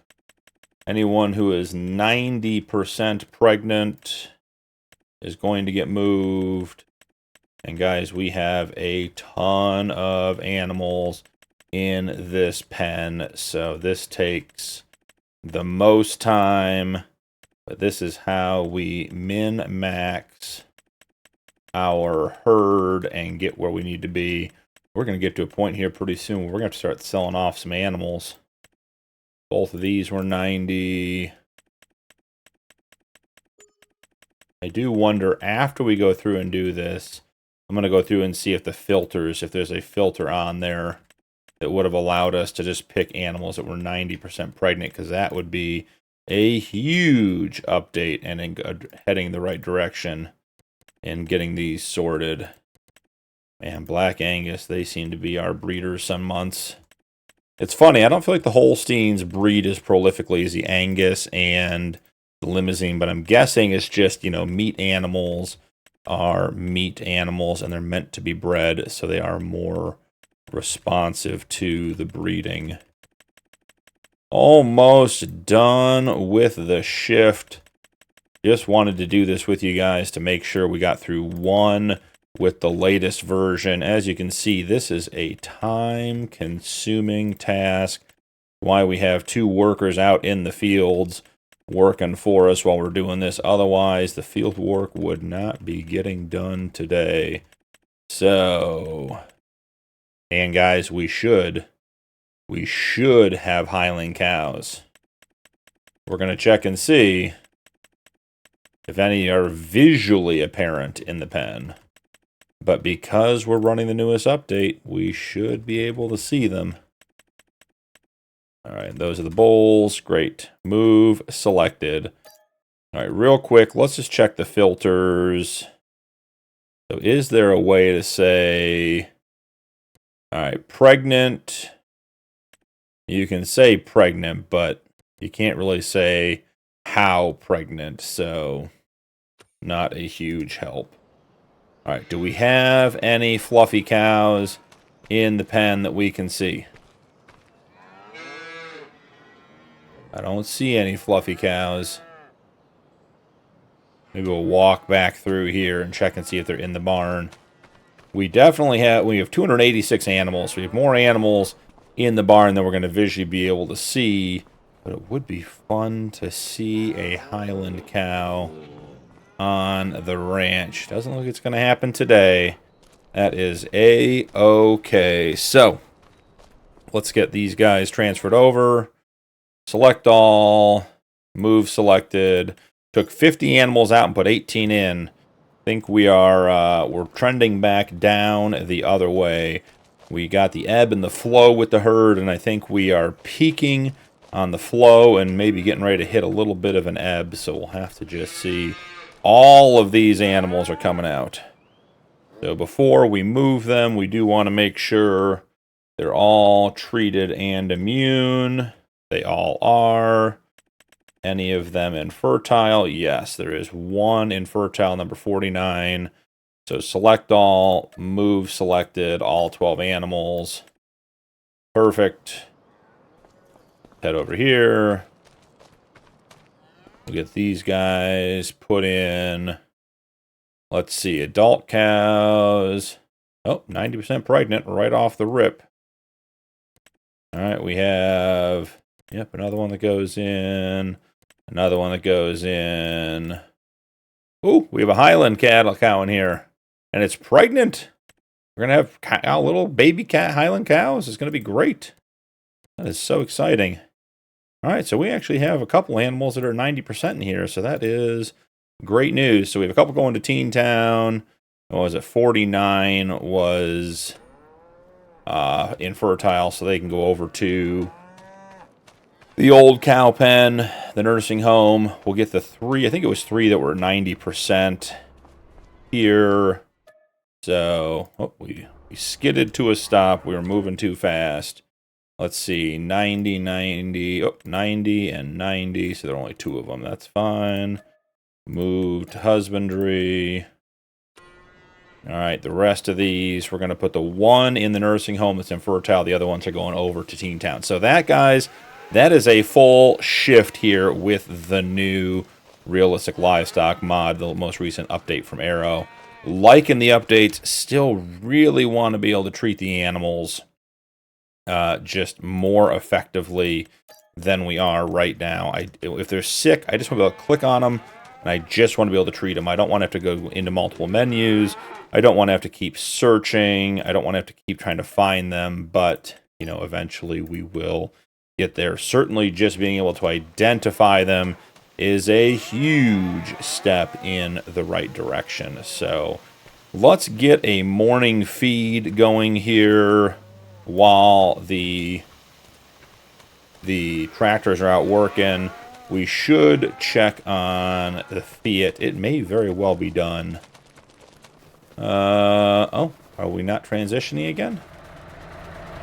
What's going on here, friend? Yep, does not like where it is. Well, let's go ahead and put the weeder down.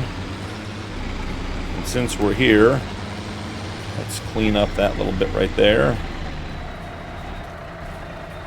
It should be, yep, it's going to the headlands. So it should be good to go here. Just grab it and send it on its way. Alright. I'm guessing our rock picker is in a similar situation over here.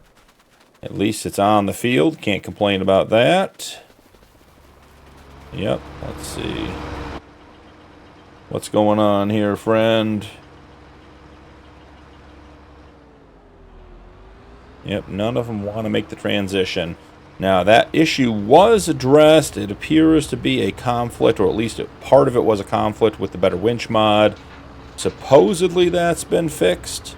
I didn't think I had Better Winch installed on here. I must have, because I didn't update it. I know I didn't update it on this game save, so that is probably on me for not getting that done, but not a big deal either way. So, heading back over, the field work will be done soon. I think we should sell that barn.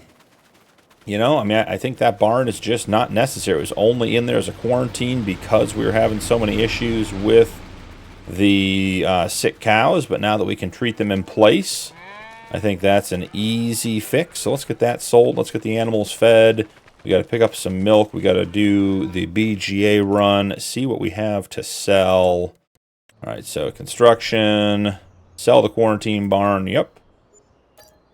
That's it. That's gone.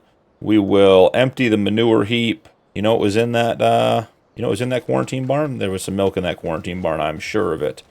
And we lost it, but that's what happens when you're moving fast. All right, so let's grab the Massey. And let's grab, I don't think we want 15 bales of hay, but maybe 5 is not a bad number. Okay. Start by feeding the little baby cows in the igloos. Make sure they have everything they need. Be careful here. We love to push the bales right back into the shed, which doesn't do us any good. So, could do this with a hand cart. Sometimes we do, but sometimes we just come by and, you know why? I know why we do it with a hand cart now, guys. Because I'm not taking that on and off the bale spikes the whole time. So, get ready. We're going back to the hand cart. I forgot that it does not take it off the bale spike. You have to drop it, and that is too much work. We can use this to get the bales to other places. We'll use the hand cart to get the calves fed. So let's start by doing Teen Town then. slide over. I'm fairly certain the nursing home has more than enough to be getting through. Don't know if I mentioned this earlier or not. Did sell a load of solid fertilizer after the last episode, so the end of September helped bring our cash up a little bit. So did buy a third sawmill for on the other side when we put in that, for where we cut in that grass field. I did cut down, I mean, call it 5 trees, wasn't very many. I did pop them into a sawmill to keep everything going over there. We do have 3 sawmills currently, and the only reason we're keeping 2 of them are because they have wood chips in them. And the wood chip price is not at its highest yet, so as soon as the wood chip price maxes out, because it almost doubles, we will empty those and take the wood chips up to sell as well. But right now we're just hanging on, waiting for the wood chips to be their best price. All right, 1 over to the bullpen, then we'll go feed the little baby cows. We probably should, before we feed the little baby cows, get the Fiat moved over to the other wheat field so we can return the weeder. There we go. Perfect. Yep, AI worker has completed their task. That's either the rock picker on the JCB or the Fiat, but I suspect it is. If it's the rock picker, that means the Fiat's already done, because it definitely had less work to do. So let's check on that. And then we can keep on moving about our day. We are just in the routine at this point, just taking care of fields, taking care of animals, keeping things moving. Do need to get the JCB back over here and have it go lime the stone, or the new stone field, the grass field, so it is ready to go. Does look like we have the opportunity to mow over here today. Seems like it is going to be a busy day on the ranch. We are going to have to do square corners here, so we'll just set that up. We're not even going to save these courses. Don't really plan on using a weeder again, so not a big deal either way. Did take, I believe, 3 pallets of eggs away from the chicken coop this morning, so they are definitely producing. All right, that one's full. This is why the hand cart is one of the best tools around the ranch. Don't have to take it on and off the forks for the forklift. Can just run around in a circle and get it all done. Maybe using the Scout to do the watering this morning. We got both tractors working hard. All right, finished up that bale. That is okay. We will come back over here and grab another one. Toss it on our hand cart, make it easier on our backs carrying it around. And let's see, leave the cart right there. Grab another hay bale. Just the one. Oh, we can do 2. We'll take 1. We'll throw it over here. Because they definitely, they're at 62,000. They're going to need more food as well. I think they go through 75,000 liters a day, roughly, in the breeding barn. You can see we have our wood chips from up at the wood shop. Finally brought those back and just stuck them in the shed. They were taking up so much space up there. So we have those, and again, we are just waiting for the best price. Nice to see the calf igloos all cleaned up, not a bunch of muck in them. The new fill plane on the manure is great, but it definitely looks dirty when it is, so glad to have that emptied out this morning. And boom, done. Yeah, used about 25% of that bale. Not bad, not bad, not bad. Get it tucked right back in here out of the way. And like I said, I think we're going to have to go grab the Scout. Well, you know what we should do? We should check and see where the JCB is, because if the JCB is done, we really should get it on liming, because we're going to need it. Yeah, I think it is done. Busy, busy fall days here on the ranch. Feel like we leave the cabin up at the top of the hill. We wake up in the morning, we look out, have our beautiful view, and then we are just gone all day working on this stuff. 18,958 liters of stones. Not a bad pull. Been debating putting these in the diamond trailer. There's that third sawmill, guys, over there, just using it to get that field cleaned up. So I've been debating putting this into that diamond trailer and taking it to the concrete factory and, you know, using it since we don't have a lime production here on the ranch. We're just sitting on, you know, a couple $1,000s worth of concrete products we could get out of these stones. Probably makes sense to make that money as soon and as quickly as we can. So maybe they'll make that a priority. Maybe we'll get to it today. I doubt it because of all the work we have to do, but we could certainly put it on the agenda for November. All right, our lime spreader is one of our best upgrades here on the farm. Makes just such a huge difference. We are going to top off on our way over there, but I suspect we will need to refill the lime spreader at least once before we're done, so we will see. But like to start at 100%. And there we go. All set and good to go. 20,000 liters of lime in the tank. Now this is a course we should save. We will likely be liming the grass field. I mean, we will be liming the grass field after we cut it a couple times. So no point in having to start that from scratch every single time. Could have extended the field a little further down here, but didn't want to risk any big turns. Just wanted it to be nice and easy to do. So we'll come in here. I think 2 headlands is fine. 2 rounded corners is fine. Yeah, that's not going to take much at all. All right, let's save that. We have this as lime. And then save course. This is going to be G4. Our 4th grass field. Does feel like at some point we should just have bigger grass fields instead of more of them, but that's the way it is. We grew, we started small, and we've gotten bigger and bigger and bigger. Let's get the watering done. Hopefully at that point the Fiat is done. Oh, maybe the Fiat needs a transition. That would be good news, because we need to one, get this field mowed.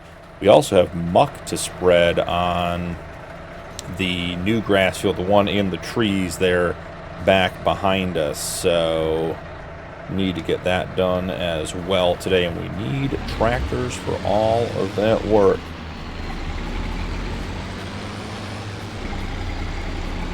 Yeah, I think we are very close to being done there, which will be great news.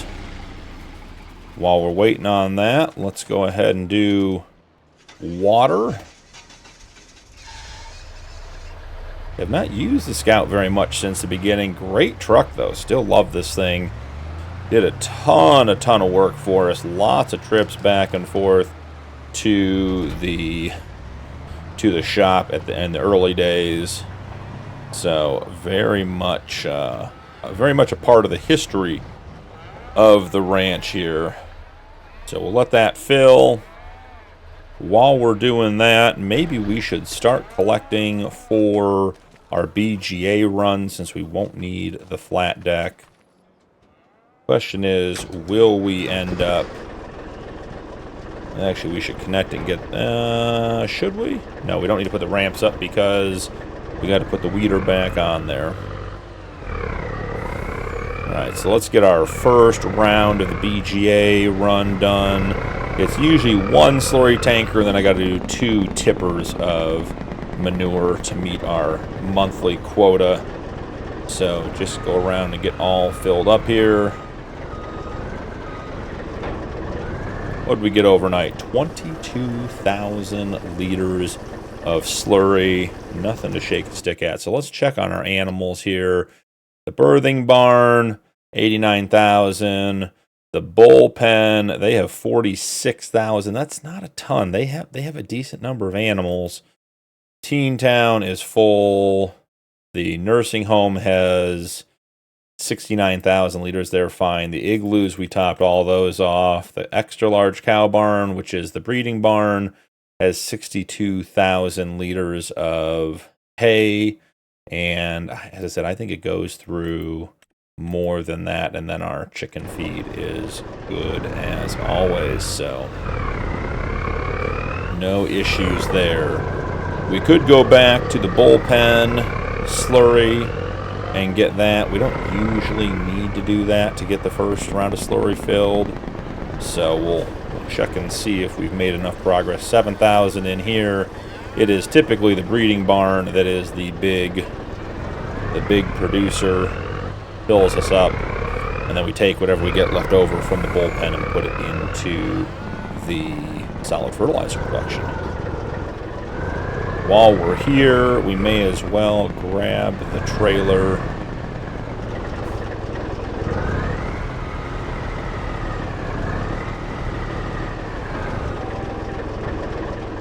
Oh, thought we had it.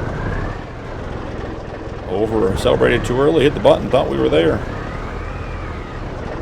There we are. 106,000 liters of manure.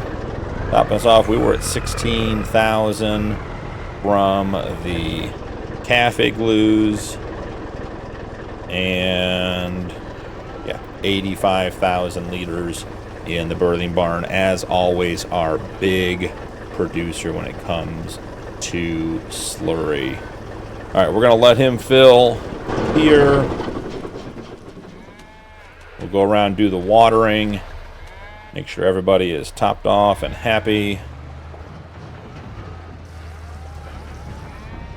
I still find it very interesting that once you start emptying a tank, any trigger you drive by, it automatically empties into.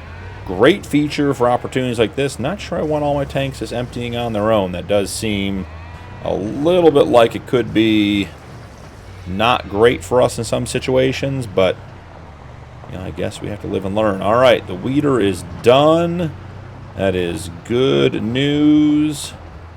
Gotta be careful because it does love to empty into the greenhouses, and we just don't need that. Make sure the buckets are all full. And then I think we just have these two left on this side.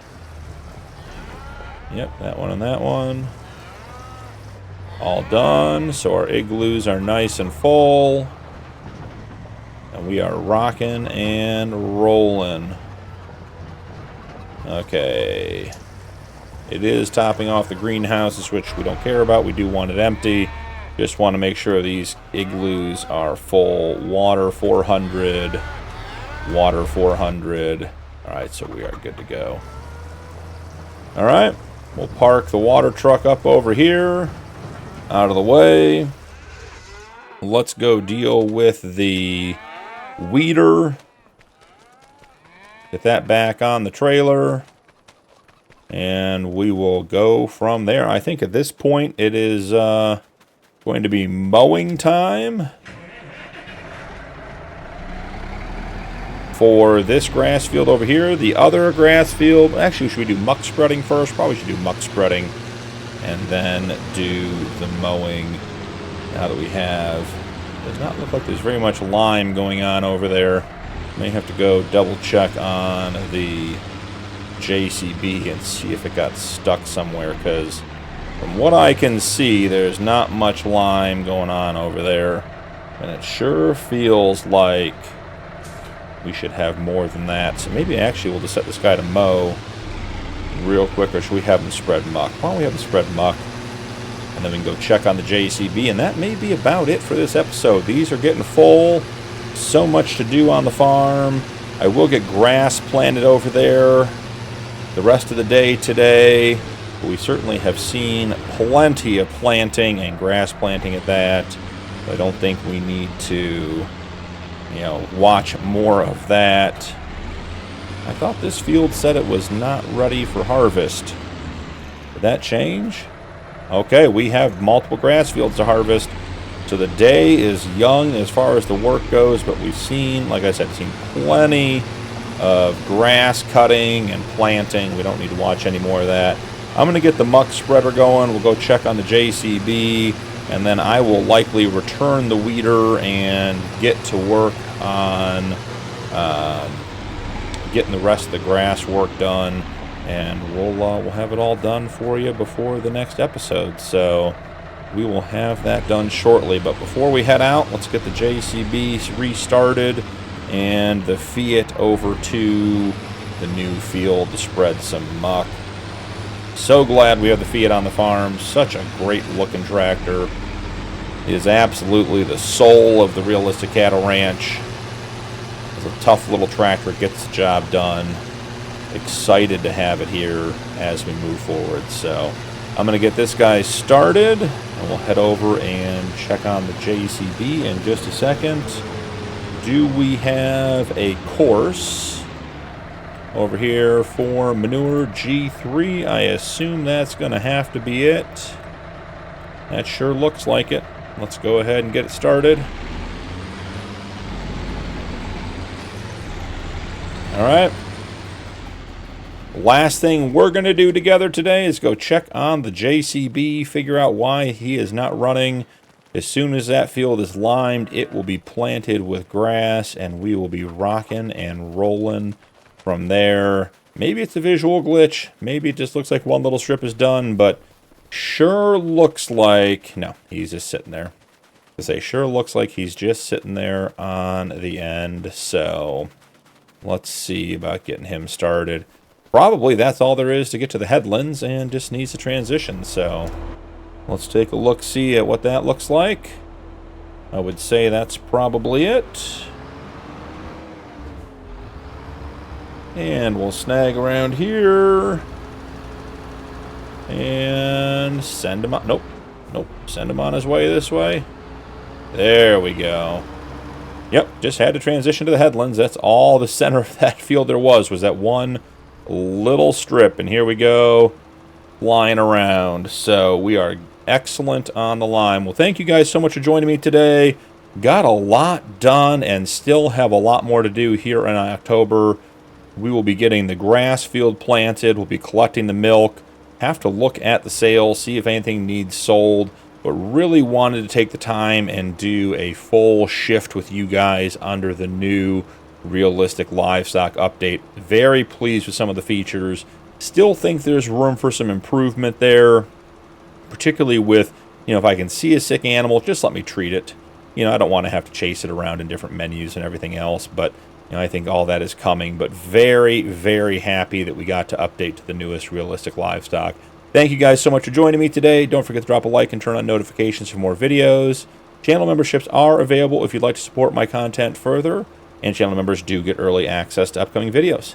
That's all from the Realistic Cattle Ranch for today, but I'll see you in the next one.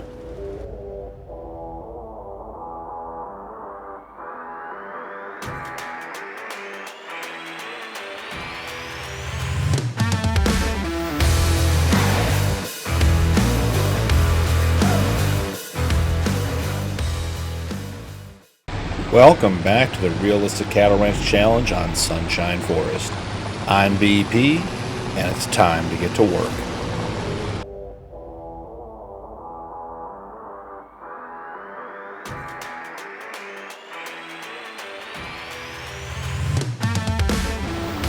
Good morning from November, guys.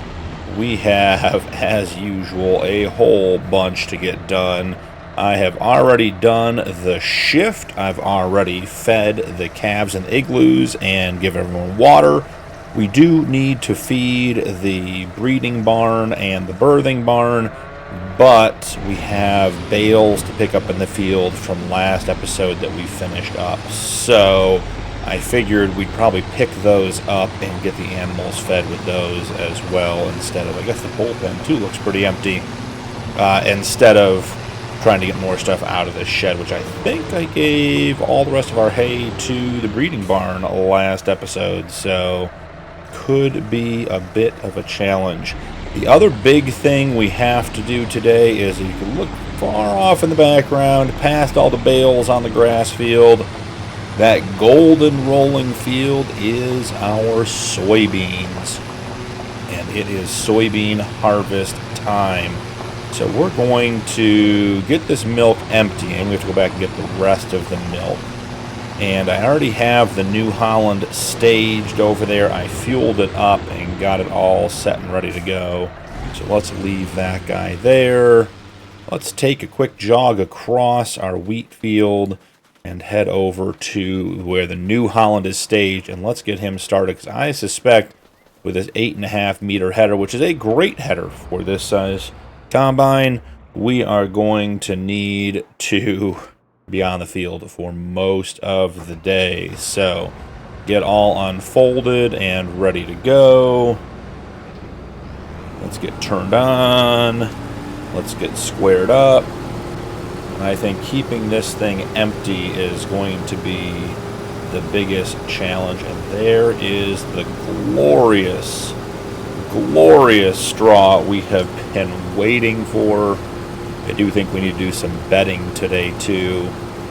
We're going to do 3 headlands, no rounded corners, 5% overlap.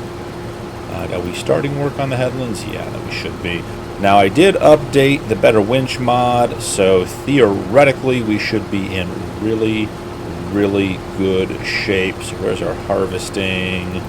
Harvest, save current course, soybeans. That in there. Excellent.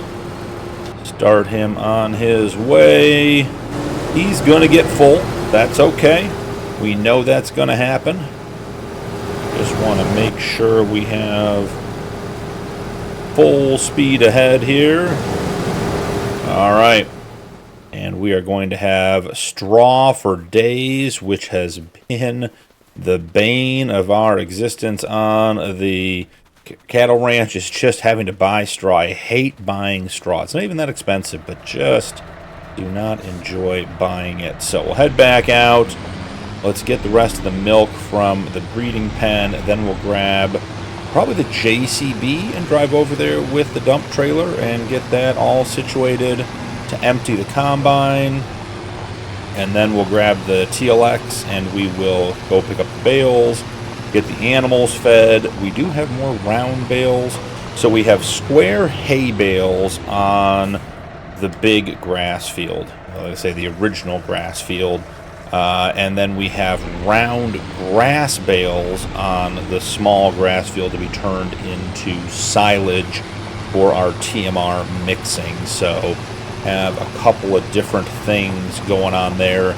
The previous round of round bales, say that 3 times fast, should be fully fermented at this point. They should be ready to go. So we just need to get those over and into the TMR mixer, and we should be rocking and rolling in the free world. So one more round, we'll get this in.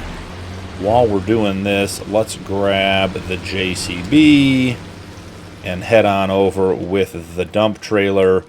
I feel a little bit like with this size soybean field we could use a bigger dump trailer, but I just don't want to do it. We're going to connect up real quick. We did make 36 square bales yesterday on this field, so got a decent amount of hay. I did go ahead and put 2. I put 1 in the Teen Town barn right there, and I used 1 to feed the igloos. So only 34 bales will come off that field, but we did make 36 in total. So I think at some point here we have to get to winter and things have to slow down. I do recall that we took 50 animals out of the breeding barn yesterday when we did the full shift in episode. And today we only took 36. And I was saying I felt like we were getting into the part of the ebb and flow of the animals. So I think that is reflected in, you know, what's going on with the animals and how they're moving. So go ahead, get this guy all situated. Make sure he knows where he's going. Excellent, and should be good to go for emptying the harvester, which I assume is going to be calling here soon. Yep, they are on their way. Now, one quick update on our sawmills. I have made the executive decision to sell what planks and long planks we have in the sawmills. That is because the carpenter shop production that we have is full. It cannot take any more planks, cannot take any more long planks. Where is this guy going?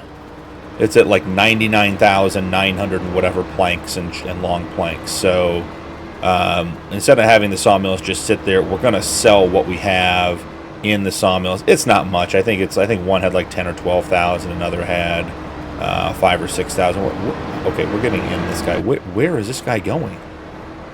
What are we doing? Okay, what are we doing here? Yeah, we're not on grass 1, guys. I don't know where. I think he was going over here to do something with the grass field, and that's definitely not where we need him going. Okay, so let's try this again. We'll try getting a little closer maybe and resetting. You know, it is early, so you never know what's going to happen here. As you guys can see, it is 9 o'clock. We do have $3,077,000 in the bank. We are definitely getting close to being at the $4 million mark. I suspect this is the second to last episode, though there could be 2 more, but I'm thinking just 1 more after this one. So we will see. All right, now let's get back in here. Let's try this again. All right, your position is here. You're here. Okay, start job. Yeah, I just don't believe that to be the case. Where are you going, friend? Why is grass 1 on your radar?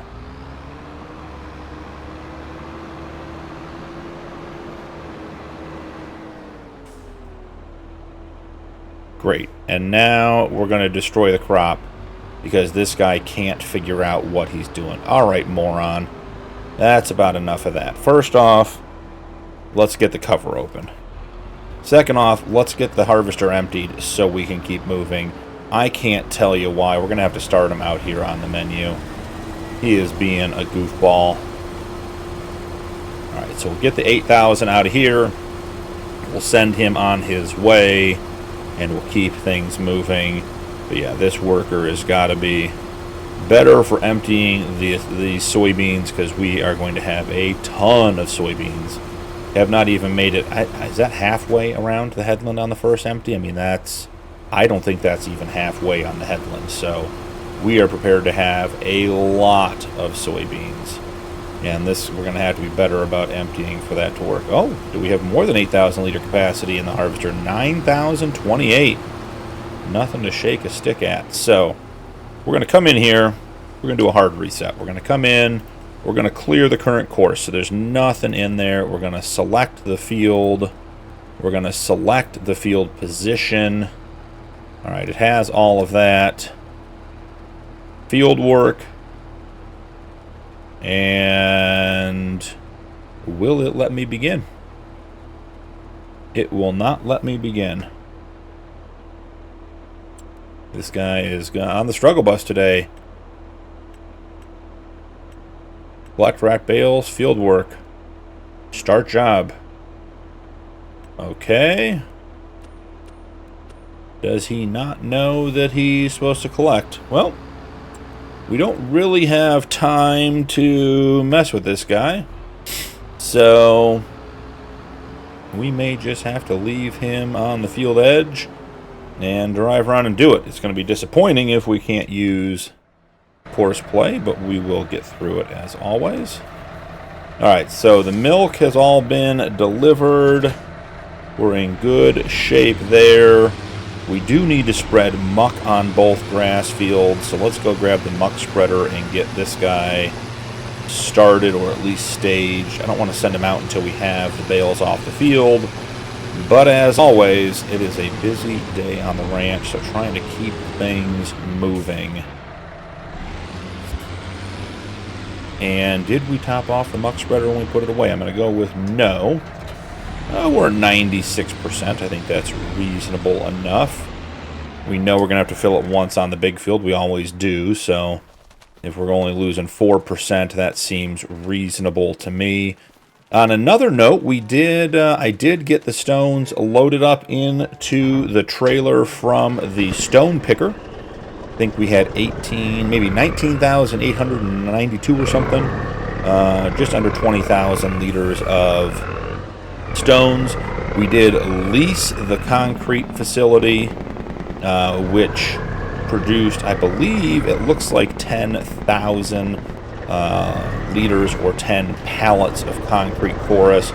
It'll make us $16,000 to $20,000. Not going to make us a ton of money, but we had all those stones from all the different fields we created and made and everything else, and don't have a lime production. We did buy all that lime last episode. You can see over there in the shed over to the right, all the lime. Did not use nearly as much as I thought we were going to when it came to liming that new field. We picked up the bale at the Teen Town barn. That's fine. It's not helpful, but it is fine. Not a problem. All right, look at that. Harvester has gotten around to this side of the field, and we are in good shape, picking up bales. Hey, did we miss both of them on that pass? He's the new windrower tether combo makes the rows just far enough apart. Can't quite get both driving down the middle, but we'll make short work of it either way. I do wonder if, because that trailer we have on the JCB is like a multi-use trailer, it can do straps and pallets, and it can take vehicles and all kinds of things. I almost wonder if that is screwing up the course play, because it thinks it's supposed to be doing something else, like maybe picking up bales or something of the sort. Alright, I suspect that is it for, yep, that load. Alright. Let's get that done. I do think it's probably worth delivering a bunch of these to the barns to keep the animals fed. Teen Town is full. The nursing home barn or pasture is full. It is primarily, and then obviously the breeding barn, we do TMR, but it's primarily going to be the bullpen and the breeding barn that are going to need. There we go. Let's put some straps on. I think what we do is we just go back and pick up the rest, and we put the rest into the breeding barn. There's 66,000 here. We'll pick up another, let's call it probably just under 100K in hay bales when we're done here. Oh, only 4 left. That might not actually have that many. I put a few too many into the bullpen, but the good news is we have the woods grass field and the one we planted yesterday. So we have plenty of grass, which will be turned into hay, coming our way. Yep, the harvester is ready to be emptied again. Alright, excellent. We're going to go park over here. And we're going to pull right up along the edge of the calf igloos so we can use the Massey Ferguson. You want to know what we should do? We had better luck with the ramps down last time, didn't we? Let's just leave the ramps down in case that's what we decide to use. Okay. Where is the JCB? It's on the far side of the field. Of course it is. Wouldn't be anywhere near where we need it to be. We'll go pick that up, come back around, get the harvester emptied again. I am excited for the amount of straw we are going to have off of this field. Going to be a big improvement in our straw production.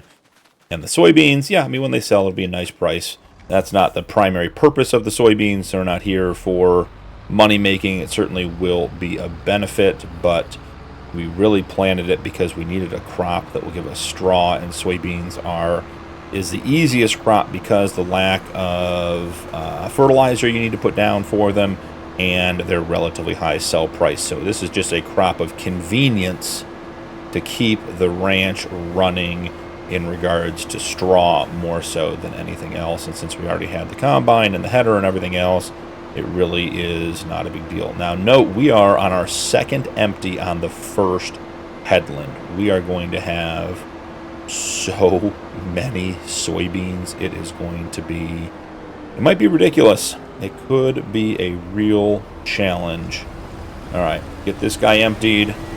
While he's emptying, can we quickly run back over and get the muck spreader started? Let's see, we'll jump in here, we'll jump in the menu. Clear the current course, manure, grass field 1, load, and start. Look at that. When you have everything set up and it works really, really well. That is an efficient way to be getting stuff done here. And not even done emptying the harvester yet. Going to be just over 18,000 liters in here. And away he goes. Okay. Next task of the day. Get the breeding barn fed. Now, this is always a bit of a challenge. We should also be looking at straw spreading. We have a decent amount of straw from when we bought straw, but we should get all the pens topped up and good to go as much as possible. Now, did we collect on this trailer last time? Because these ramps look awfully wide for us. Okay, we got it.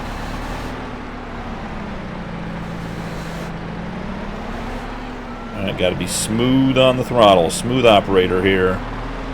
Yep, and as soon as I set it, we lost one bale right on top of us. It's okay, it'll all end up in the same place. As long as we don't have any more incidents. And perfect.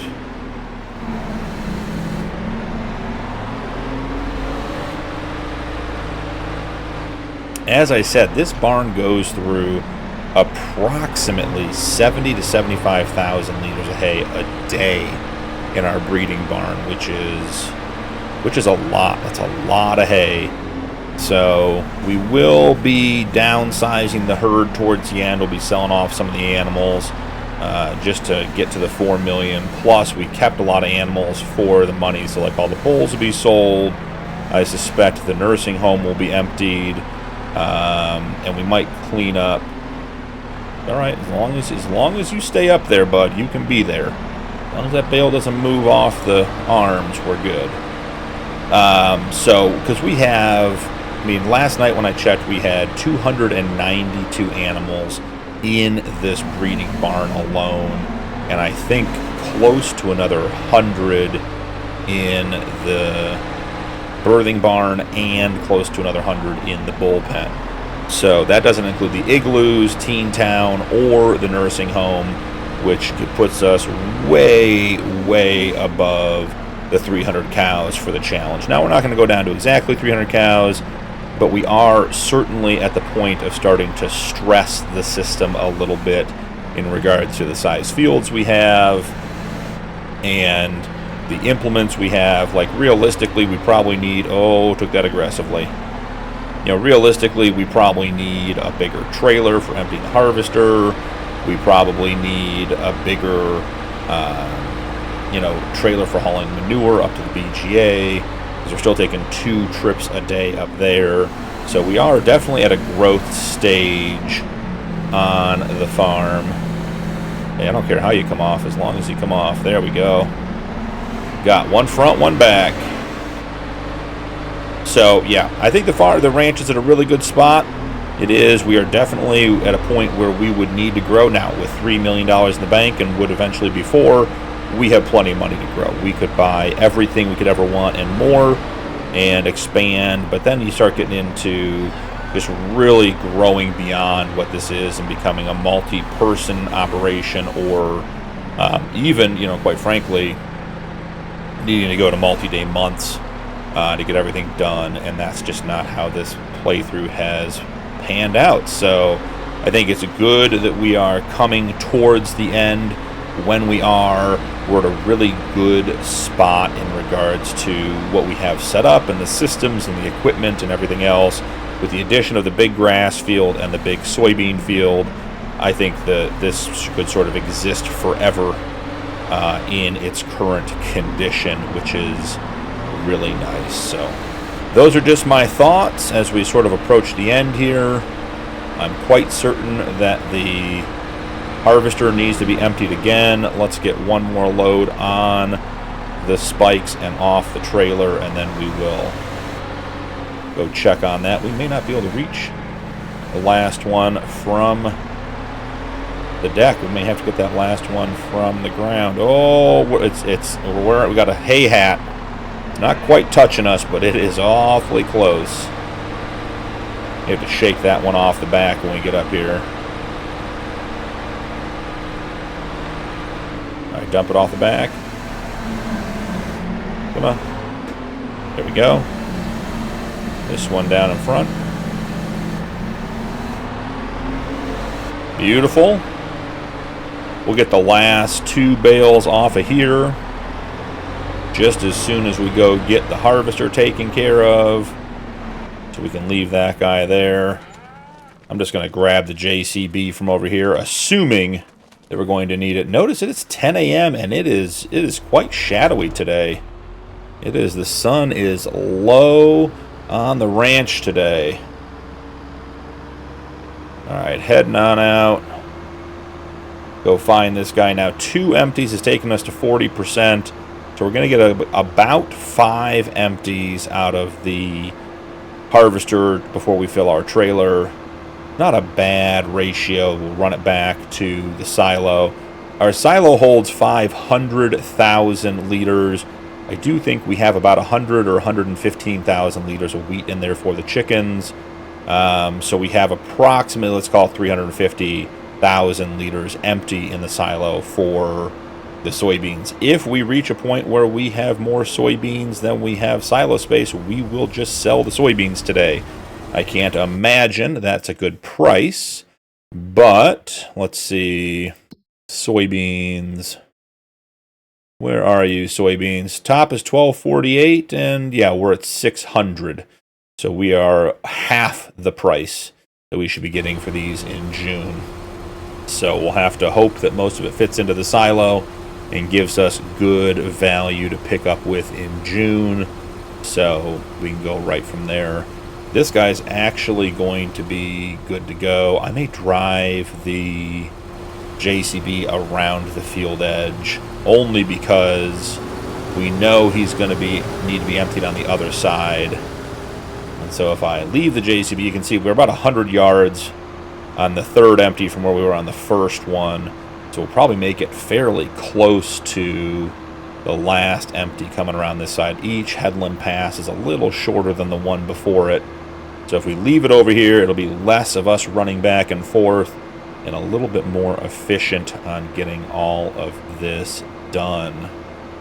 So after we get back over here, let's check on the Fiat and see how it's doing with the muck spreading. I assume it is at a point where, oh, I still see it moving up there. I was going to say, I assume it needs to be emptied.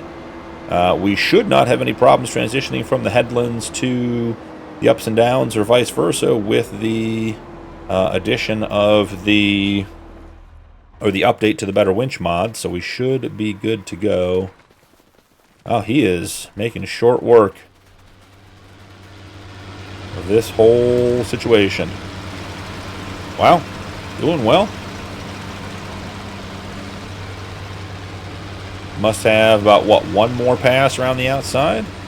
Nothing to complain about there, so let's finish getting the hay off of the flat deck so we can get that parked up and out of the way. And then we will need to work on our round bales for silage. And that, friends, is why we don't have dual stacks on the TLX, because we would have knocked that stack right off with that bale. Perfect. That's all in there. How'd we do? Get this one to drop. Don't want the door to close. Thank you for that opportunity. 137,000 liters of food. That's going to be just about 2 days. And it is insistent on closing this door for me, isn't it? It's 69 degrees outside, guys. It's not cold enough to have the door closed. Cows need fresh air. Alrighty. I think the game plan here is going to be to take the TLX, get the ramps up, and I think we take the TLX to get the silage bales picked up, the ones that were already wrapped and fermented.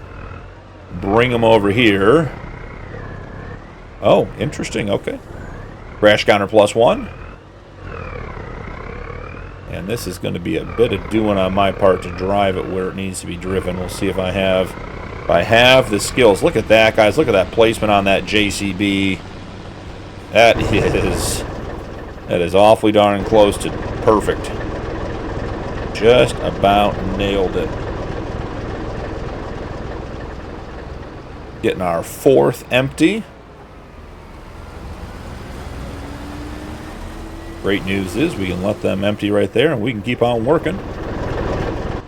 Okay, how are we going to get in close enough to pick up these bales? Those are the ramps there. I think we're going to need to pull the bale wrapper out.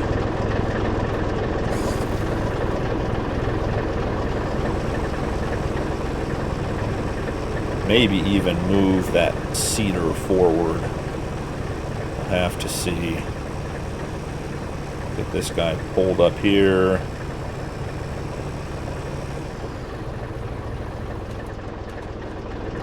And what is it? How do we unwrap the bales? Alright, these are all silage owned by me. Perfect, perfect, perfect. The whole goal here is just to sneak in and grab them. That's it. That's all we needed. Harvester is moving again. That's what we want there. Very productive day so far. Moving right along. How are we going to be able to make this turn? We did make it very gracefully on the way through. Trying to be a little better about it now. Alright, let's get these strapped down so we can start releasing them. Is the trigger going to be tall enough to get them? It is. Look at that for the win. Okay. Silage is in. Cannot complain about that. Talk about the big equipment, and then we get into the yard with the TLX and the flat deck, and you see how tight it is. So these are grass bales. They'll be put into the wrapper and allowed to ferment. We have more silage coming for the next round. TMR is not something we ever struggled to produce. I always felt like we had a good amount of TMR. And I don't know if that was just dumb luck, good planning, or just the way things worked out with no apparent reason at all. But TMR never seemed to be a problem. I still recall getting 14 bales off this field at one point, and we are down. We're still at 13 no matter how hard we try, it seems like. So, not a big deal. Like I said, TMR is not what we struggle with, so that's not a problem. Alrighty, I think what we want to do is be right here. Put them on the left side. That's what we want. Give them a quick unload. And then we will pull the wrapper back in here and get it all staged up where it needs to be, and go ahead and load those bales. Before we get loading on the bales, though, we do need to go check on the harvester, because presumably it is ready to be emptied again. Alright, so leave that guy staged right there. JCB should be right here, and presumably the harvester is just right over there somewhere, and we'll just figure that out as we go. We should have 2 more empties out of the JCB, or into the JCB and the trailer, before we have to go empty, which will be nice. We'll have our 3rd headland. We're doing 3 headlands, which should end somewhere right over by the silo. So we should get this one and then 1 more, and then at that stage we should be right at the silo to empty, and then begins the ups and downs. So I think this is going to work out really, really well. So the headlands, looks like we're going to get roughly, so this one will just about finish with the next one, so another 18,000. So yeah, we're going to have just about 45,000 liters of soybeans coming off the headlands. Again, that is a very nice amount. We're going to let this guy fill, and then we'll drive the JCB back around, because we know that empty point will be right around. I mean, look how close this is. The pile we're sitting on is where it emptied on the 2nd headland. And you can see up there, they're right next to each other. So maybe we'll even try to guess where it's going to be, see if we can nail it perfectly. That would be a 1 in a million. Oh, I think actually, no, this is going to be the last pass, or the last fill before we empty. So we'll go empty, and then we'll stage it and see if we can catch it. Yeah, I think we're just a couple of... Oh, see, now we're going to screw it up because we took some out on the fly. Have to get away in hopes of getting our placement right. So you see how close these 2 are? We're going to try to guess on the far side where to park, if we can get over there and get emptied before the New Holland arrives on that side of the field. So not quite a race, but a little bit of a fun game we get to play today and see how all of this turns out. So I think pretty much this is going to be the routine for today. We'll definitely need to finish the soybean harvest off camera. We'll get the rest of the muck spreading done on the 2 grass fields. I suspect right there that the Fiat is out of manure, which we expect. It's a 2-load process to get that field done. So, okay, get it emptied. I would run over and refill the Fiat, but since we're trying to beat the New Holland to this side of the field, I am going to stick with this one. Man, it sure feels like we could have made it there and back, but we're trying to get the perfect empty. I'm going to try to figure out if we can place it real quick. Alright, we are more than halfway done emptying out the trailer. First, basically 45,000 liters of soybeans going into the silo. My foot is hovering over the accelerator, ready to go. Alright, nailed it. Here comes the New Holland. We got to get there before it does. Alright, let's see. We want to park. I think we want to park right, just basically on this pile. Actually, is it this pile? No, because I think it's this one, right? I think we're going to be right here. Let's see. Oh, is that right? No, I'm going to move up a little bit. I'm going to be on the pile just like we were last time. Right here. Oh, we were so close. We almost had it. Could have had it the first try if we hadn't squared up and moved up. I'm coming, little New Holland. Don't worry. Just got to get turned around. We were so close. So close. Almost nailed it. Would have been fun, but it's fun either way. Will that reach? Because the trailer's a little bit crooked. It will. Perfect. Okay. Let's get the Fiat back and running. It is out of manure.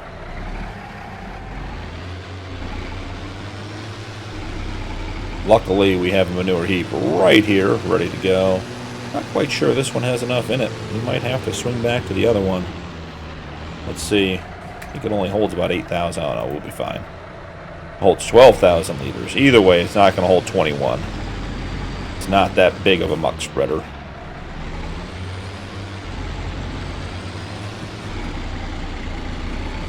Now, we could have done this with the JCB and used the Iceria Pro, but we don't have the horsepower on the Fiat to pull the trailer full of soybeans, so needed to do it this way. I know what's going on. I had my speed turn way down for the baling last night. I was trying to figure out why the Fiat was not moving very quickly. Alrighty, now the ultimate test with the little Massey. Can we get those bales loaded into the wrapper, because they are upright and they need to be on end? We'll have to see. So give it the old college try. And in between rounds, I am quite certain we will need to continue emptying the New Holland.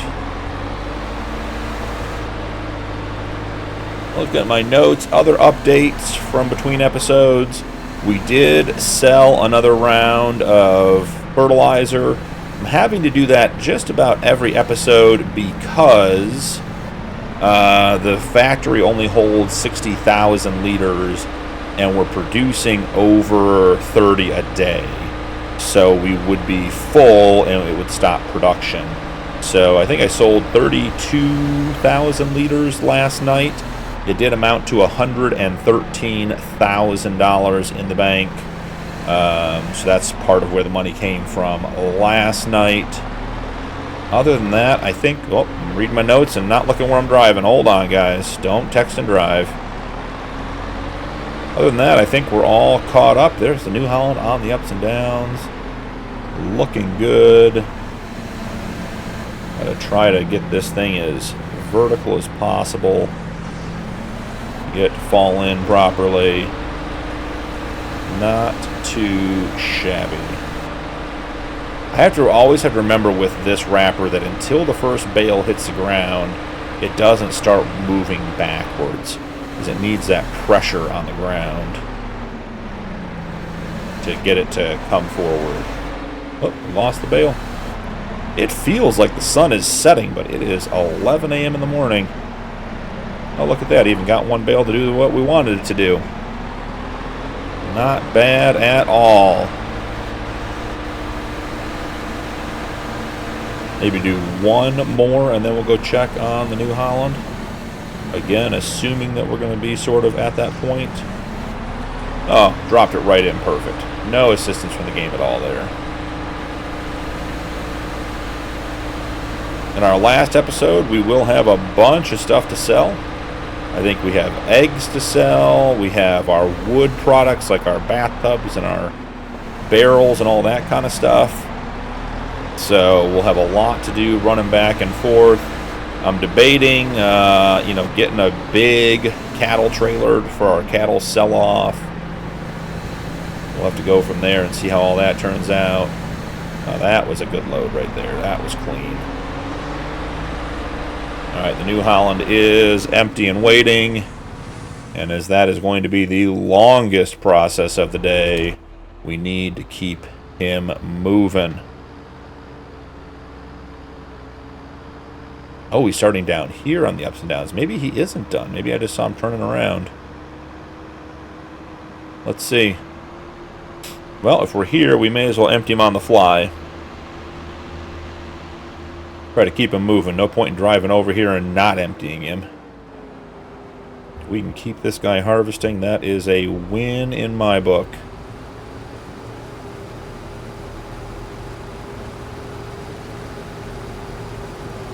Oh, it's stop on to unload. Okay.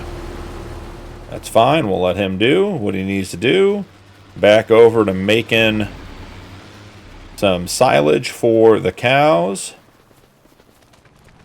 Now, the decision has been made, guys, and I'm working out the details, but this game save will be available on Patreon. I still got to get all that stuff set up. I think what we're going to do, and I got to work out the details, is next episode, assuming that is the last episode, it will basically pick up right where that episode starts, where that will be the game save. Because I do plan on selling some cattle and some knickknacks and some of the productions, the eggs and that kind of stuff. And I don't want the game save for you guys to be starting empty. So basically the plan is where we start next episode is where the Patreon game save will pick up. So you'll have all this available to you. So you'll probably have a little over $3 million in the bank. Haven't decided if we're going to wipe that cash out or not. And you'll have a bunch of cattle and all the equipment and everything else. So if you are interested in picking up on the Realistic Cattle Ranch on your own, the game save will be available on Patreon, and I will post a link in the video when it's available for the next episode, and obviously we'll have the details on Discord as well. If you're interested in that kind of thing, you can do that. Also considering for the next couple of series, maybe even doing a starter map as well. So if people want to play along and do the same start, they can. Wouldn't be for this series, obviously, but for the next series. So I'm going to try to offer that to you guys as well. So if you have thoughts or feelings about that or input, open to all that, leave me a comment on the video, hit me up on Discord, and we can figure out those details. So look for that moving forward, and once I have everything finalized, I'll share the details. But I think we have a pretty good idea of what's going to happen there. So if you're interested, look for that in the near future. All right, 4 bales left. And I think, what we'll probably do is we'll probably get the Fiat put over to the other field. We'll feed the birthing barn because they need TMR. And then we will head out because at this point, I think we are, we've been at this for quite a while now. It's been another full episode, another great episode. Got a ton done. We are staged up. I will likely have to sell solid fertilizer one more time overnight just to keep the production rolling. But I did do the BGA runs already today, so all of that is taken care of. So basically, the next episode we'll have completed the soybean field. We will be picking up the straw off of that. We'll have some fertilizer to sell for tomorrow. We'll have our productions to sell in January, and we'll be having a good time. Final 2 bales are in the works. We will then, after these 2 bales, let's check the fertilizer production so you guys can see what's going to happen. And remember, the fertilizer production is running off of our spare manure and our spare slurry, whatever we don't owe the BGA, which has been, basically 90,000 liters of manure and 100,000 liters of slurry per month I've been taking up there consistently. That's our contract for the last year or more. But whatever's left over does go into the fertilizer production, and then we sell the solid fertilizer unless we obviously need a little bit of it here or there for our planters or anything like that. So, alrighty. That is the last bale in. We'll jump out here. Alright, let's see. Final cut. Can we remember first try? Nope, it wasn't B. It wasn't Y. It wasn't Z. Alright, what is it to finish it? Unload bales are. There we go. And another 13 bale silage sausage complete. That is what keeps us moving. Okay, so checking on the fertilizer production here real quick. We have 36,600 in here. We have a little bit of digestate, but slurry and manure are working their way down as well. So I'll probably get that sold between episodes. That will be probably another $130-ish thousand. And then let's go ahead and get the animals or the birthing barn animals fed. And they should be. The food plan always looks empty, but it's not. So they were at 90, call it 97,000 liters of food. They had tons and tons of food. This barn does not go through nearly as much food as the breeding barn. Now, I have considered, maybe you guys will if you want to continue the playthrough, I have considered moving the bowls in here. And that way we could keep the cows on TMR potentially a little bit longer if they didn't get bred the first month and get a little bit more milk out of them. I don't think we really have a milk production problem, and it is just a matter of, like, you know, is the potential extra milk production by keeping the ready to be bred cows on TMR more valuable than feeding the bulls that would be in the pen TMR year round. So, you know, it's like, are we making an extra, call it 500 liters of milk a month, but are we using an extra 5,000 liters of TMR, and does that make sense? So maybe something for someone else to experiment with. I do like our current setup, but I do know that we could be min-maxing our milk a little bit better. I will also be running over here at some point and taking the manure out of this heap and then deleting that. I'm not sure what we'll put in over here. Maybe a shed for some more vehicles or something, but we'll clean that area up as well. So we are in excellent shape. Maybe let's hit one more empty on the harvester before we head out, but I think that's going to be it for today's episode. I will get the rest of the soybean harvested and probably get the baling done between episodes so that next episode we are ready to rock and roll. This field is a beast when it comes to the machinery we have. It is certainly bigger than our machinery is really meant for, but it is working out well. So thank you guys so much for joining me today. Don't forget to drop a like and turn on notifications for more videos. Channel memberships are available if you'd like to support my content further, and channel members do get early access to upcoming videos. That's all for this episode from the Realistic Cattle Ranch, but I'll see you in the next one.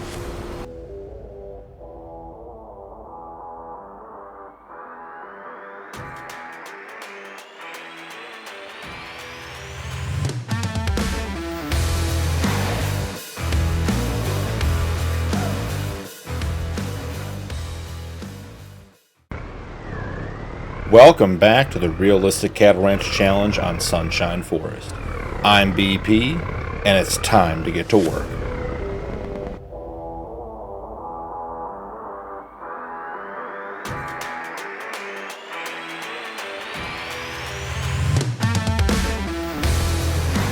Good afternoon, guys. A very special December episode here on the Realistic Cattle Ranch. We are at the end. So just picking up the wood chips from our sawmills. Gonna run them up to the shop and head on back. Thought I'd give you guys a quick update on how we got to December 1:30 in the afternoon. We completed the soybean harvest after last episode. Got just about 230,000 liters of soybeans in the silo ready to go.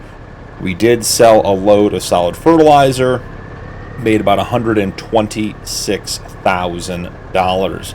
I did sell the concrete slabs. I think we had 10 of them, or concrete bags, whatever it was we made up there.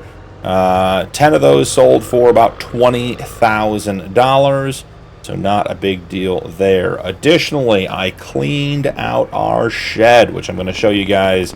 Filled up the planters, filled up all the machines we have with the lime and the seed and the fertilizers, and then got rid of the excess to get that cleaned out. We do still have the pallets of wood chips in the shed, but those are going to get sold today.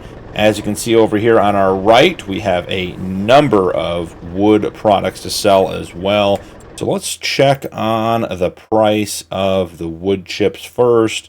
They are going to the bulk fill station. So the plan for today, our final episode on the ranch, I have the shift done, The animals are taken care of.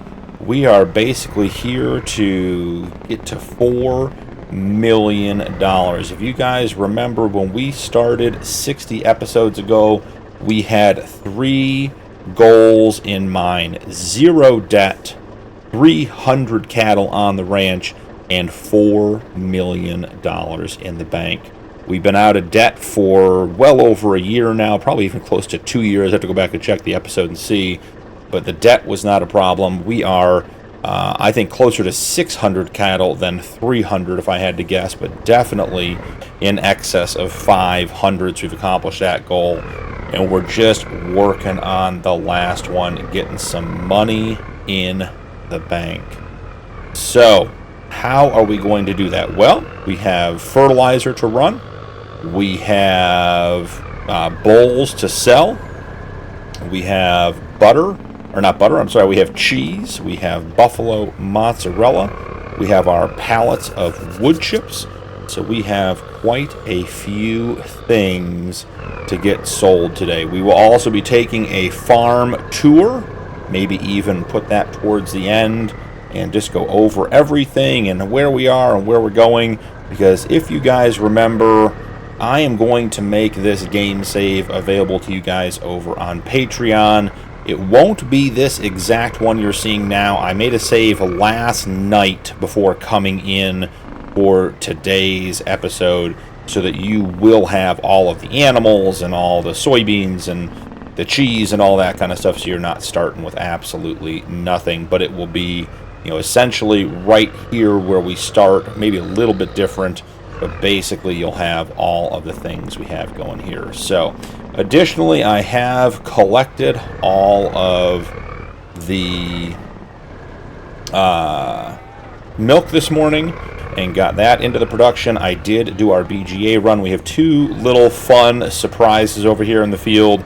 Thought I'd pick up some fun equipment just to run around and sell things, just to keep moving and everything else. That's not going to be part of the game, and we're not counting that towards the bills. That's just sort of fun. We have a cattle hauler, which we certainly could be using, but I just don't see a point in making 5 trips up there today. Plus, having a big, shiny, new cattle trailer is sort of fun to play with on the last episode. Oh, I missed a Holstein in the Teen Town barn when I did the shift this morning.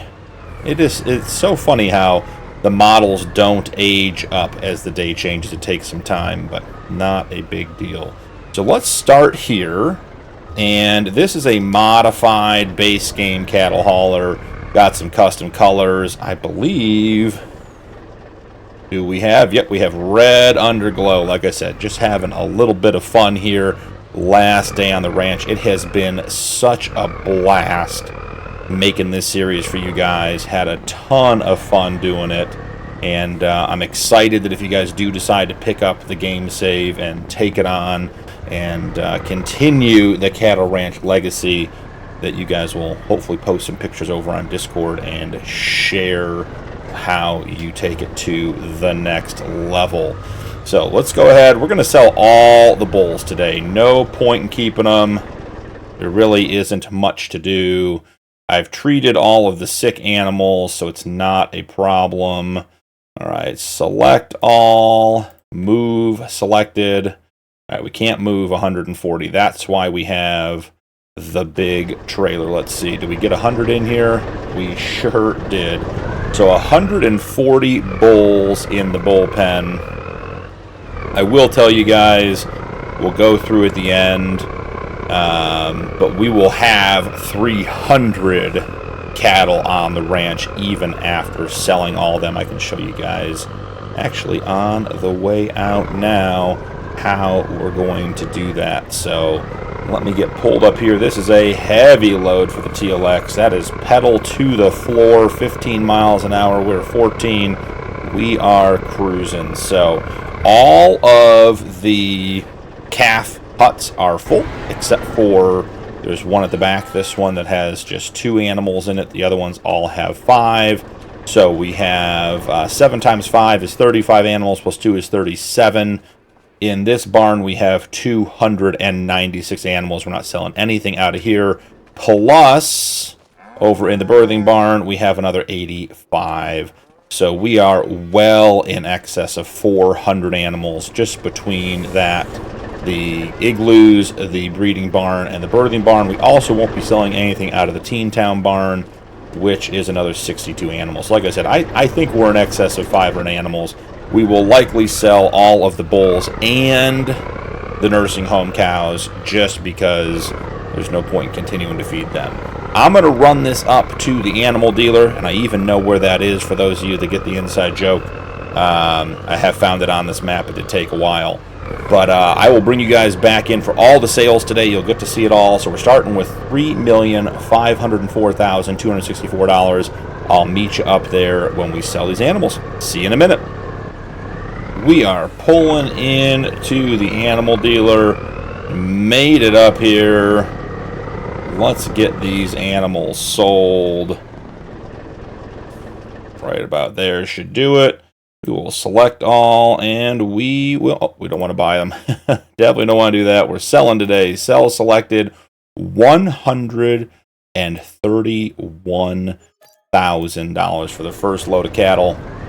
Keeping those bulls around was a great financial investment and made a huge difference. We're up to $3.635 million. About another $365,000 to go.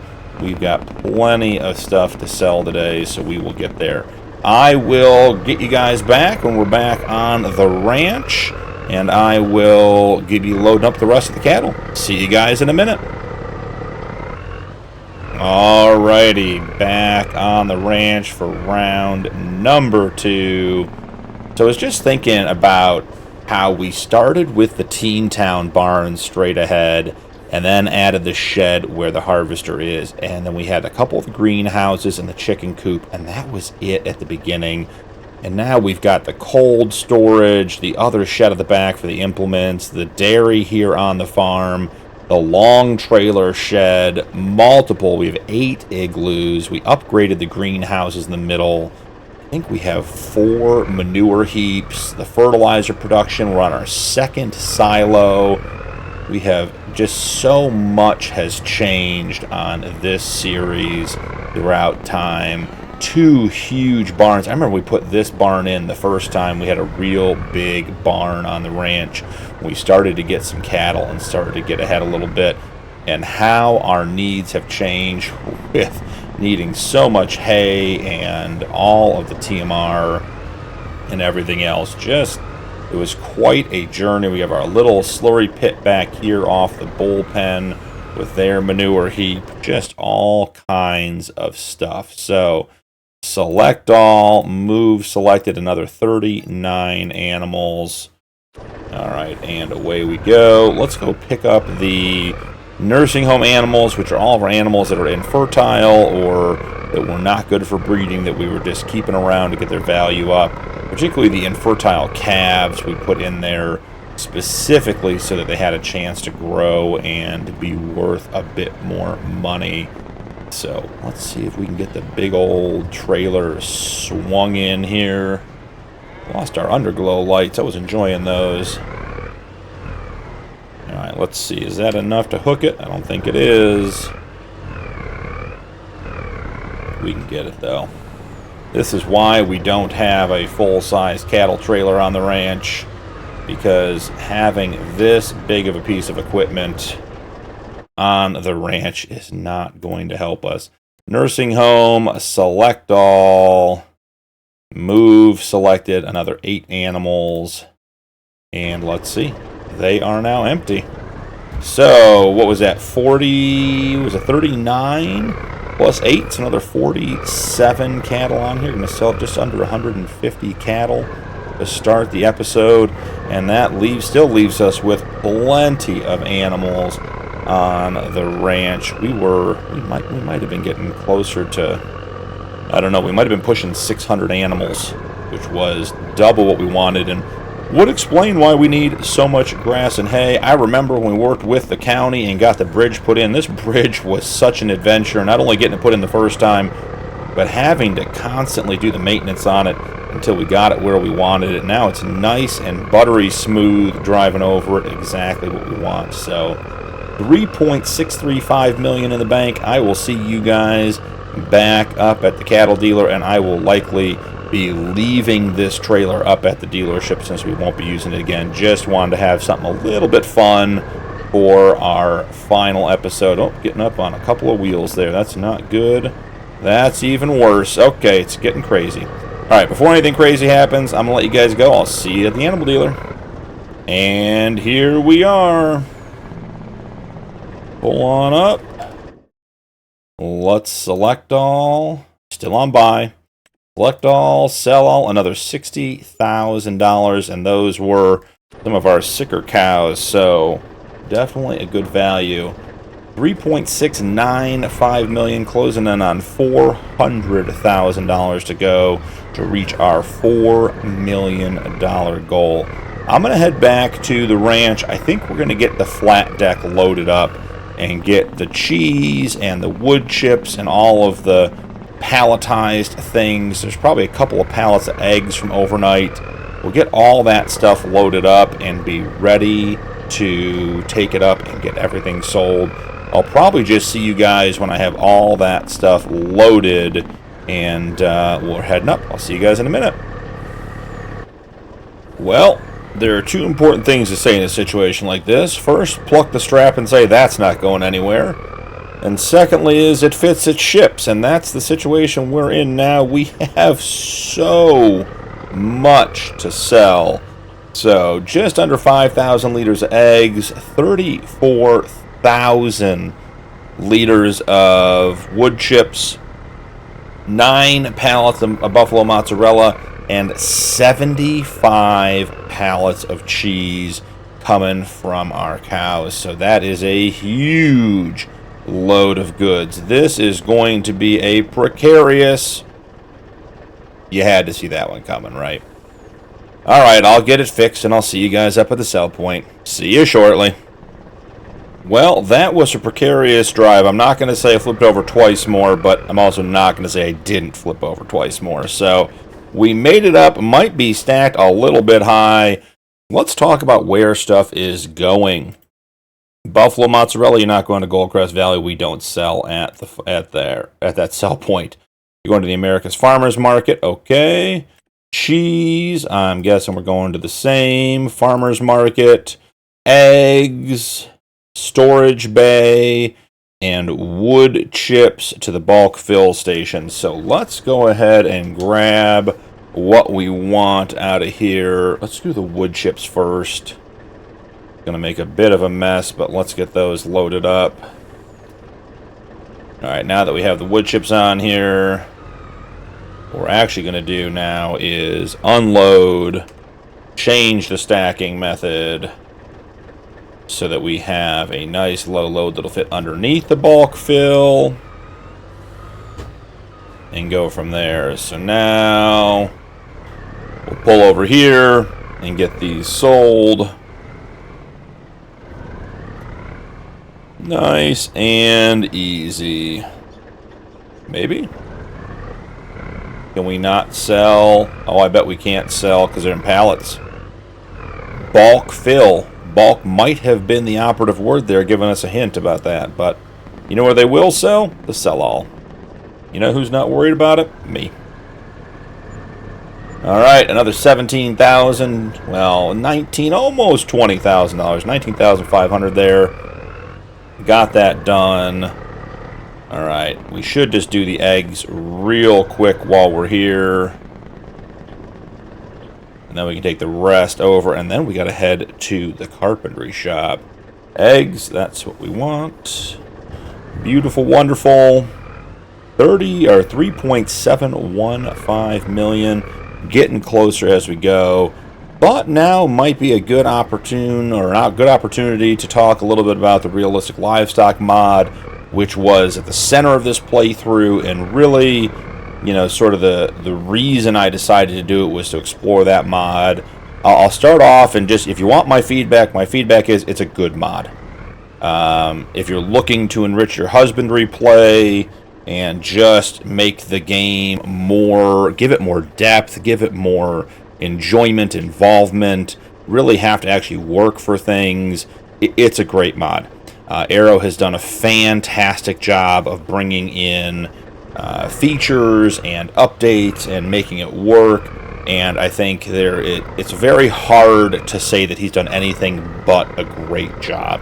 Have there been some frustrations and some features that weren't rolled out as timely as maybe we would have liked that made things a little bit more challenging? Absolutely. But I think when you're changing the game the way Aero is, it just happens. Those are growing pains, and I think it does make you enjoy the rest of it even more. So would I recommend the Realistic Livestock mod? Absolutely. Great mod. It is just a tremendous addition to the gameplay, and I think without it, this playthrough would not have been what it is. I really truly believe that if we just done a cattle ranch and just done base game animals, that it would have been a very short and relatively uninteresting series, because there just isn't that much to do with the base animals. There wouldn't have been shifting, there wouldn't have been breeding and keeping good animals and bad animals, and then diseases and artificial insemination and all those features that I think you can bring in, whether you're looking for a true role play scenario or if you're just looking to do something with animals besides feed them and then sell them when the time comes. So absolutely the star of the series was the Realistic Livestock mod. I would recommend it. It is my understanding and expectation that Aero is going to continue to do updates and support stuff and support new features. So I think it's definitely worth doing. The other big mod we had on this one was precision farming. I've shared my feelings on precision farming numerous times. Loved it in 22, not finding it nearly as enjoyable in 25, which is fine. I don't think it added much to this series. I don't think it took away much from this series. If you enjoy it, I would say use it. It will be in the game save that comes through just because we have all the things. But, it also is not something that I feel like if you were to take out or not to use in this game save or in any of your game saves, it would make a big difference. I have sort of committed to not using precision farming moving forward because I just don't think it offers much value in the way of additional features and enrichment and adding either challenges or processes that you can really get into and enjoy and do min-maxing and really get your fields where you want them. I just don't feel like that's there in the mod in its current condition. I don't know if there are plans to update that or not, but at this stage, I would say it is not adding value to my playthroughs. And if you're having a different experience, that's totally fine, but not something that I felt like was, critical to the success of the series. Now, why are we having a hard time getting this stuff? It's almost as though it's confused because that one pallet fell off. Yeah, see how it keeps putting the straps on, keeps thinking it's doing something.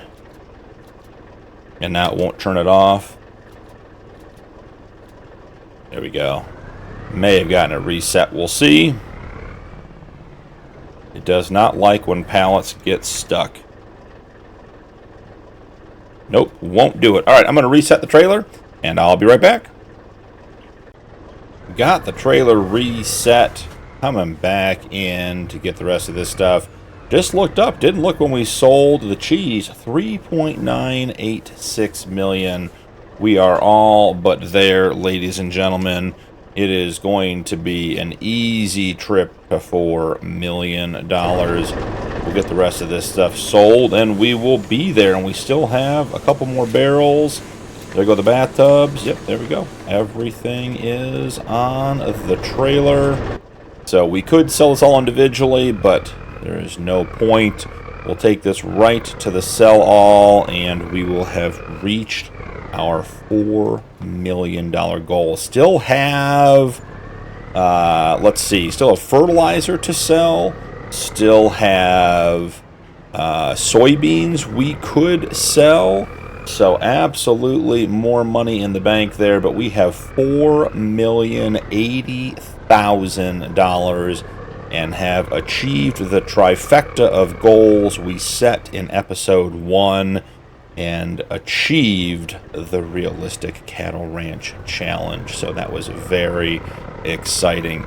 We're going to head back to the ranch. I want to end with a bit of a ranch tour, bring everything full circle, provide a big overview for you guys of where we are, how we got here.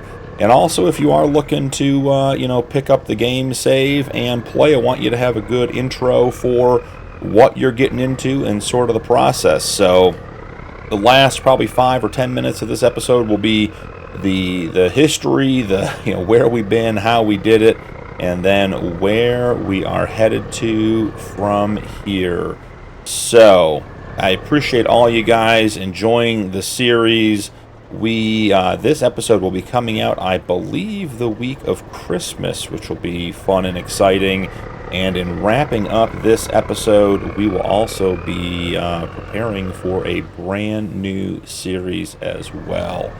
But for right now, let's stay focused on the Realistic Cattle Ranch. It's not over yet. So let's get in the international, where it all started. And let's take a spin around and see everything. So we're going to start on the outskirts and start with maybe the latest addition to the farm, which is the new piece of land over here and our fields. We do own, let's check, it should be 3 pieces of land. We own farmland 13. We own farmland 12, and farmland 11 was our latest addition. So farmland 11, our latest addition, has the big soybean field, which we planted for the purpose of making a little bit of cash and also to ensure we had plenty of straw for the cows moving forward. So if you are picking up this game save, you're going to have the straw on the field to pick up and harvest, so you have plenty going into the rest of winter. We did add an additional grass field over here. Never harvested it, but we were getting to the point where, and you'll see, the hay barn is empty. We were running out of food for the animals. Now, I've sold some. We got many fewer on the farm or on the ranch, so we'd be fine now. But if you pick it up, that grass field is going to keep your animals fed. We do have a grand total of 4 grass fields. The original one that we're heading back to up here, the small one up at the entry to the farm, the one in the woods, and the big one across at the bottom of the property. So lots of opportunity for grass. You could do silage, you can do hay, you can do just grass, all kinds of things. I do want to sort of continue up here. Here is our original grass field with that nice dirt skirt we put on it. This fed our cows for a long time. We also have, and don't forget about the cabin we built. Beautiful cabin on the hill overlooking our land. Have a nice driveway coming down. Now at the back of the property here, we have the birthing barn. This is the barn where I put animals that are 90% pregnant. So they're going to give birth the next month. And they stay in here until the calves are 2 months old and the cows say no suitable male. So that is, and they're on TMR. We have our TMR mixer truck here. I'll show you guys one more feeding. We have these animals on TMR because they're producing the majority of the milk. So we want to give them the highest possible chance, or the highest possible quality food to produce the most milk. So again, the animals move in here at 90% pregnant. They stay until there's no suitable male, meaning they're ready to become pregnant again. And the calves stay in here until they are 2 months old. The TMR mixer wagon does a great job. It just runs a basic loop. I usually run this once a day with the shift. You can see it didn't even quite get it all out. We did, when we added this barn, put in a really nice, easy to use TMR mixer back here. This has been just sweet as far as the setup goes. Nice and easy to use. Got 250,000 liters of TMR in here. And let's check out the actual production.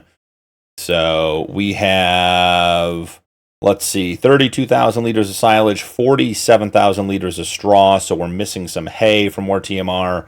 But we have, as I said, just about 250,000 liters of TMR in there for you to keep your cows, I was about to say pigs, keep your cows happy and well fed. This is the manure pit for this barn. The milk pickup is right there underneath the awning coming out that door, and the slurry is on the far side where the tanker is parked. Go ahead and take a look at that in just a second. So, getting back in the truck, we come up here. On the right, we have our loading ramp, which we use for our triaxle dump trailer because it has a bit of an odd tip point. Also just makes getting stuff in and out of it easier. The Massey Ferguson loader was tremendous on this series. Love that mod. Does not have a very high reach, so if you also need to load bales or unload bales, you can park right there. The Massey can get up there and reach them much, much easier. Have our straw blower. As far as I am aware, the breeding barn right up here in front of us only takes blown straw, so you need that to get in there and keep the straw bedding down. Over here, as promised, there is the tanker. That is the slurry output for the birthing barn and where we collect. You can see back here on the right, we did have the quarantine barn for a couple of episodes before we were able to get an update from Arrow. That has been removed. The manure pit was removed, and I re-landscaped that. So that is a free space. If you want to get in there and do stuff, you can. On the right here, we have our bullpen. Any bull born in the birthing barn is just thrown in there at 0 months. They're fed hay, and they're there just to get fat and get sold by the herdsmen as they age up. There's actually a slurry extension there on the ground next to the fence.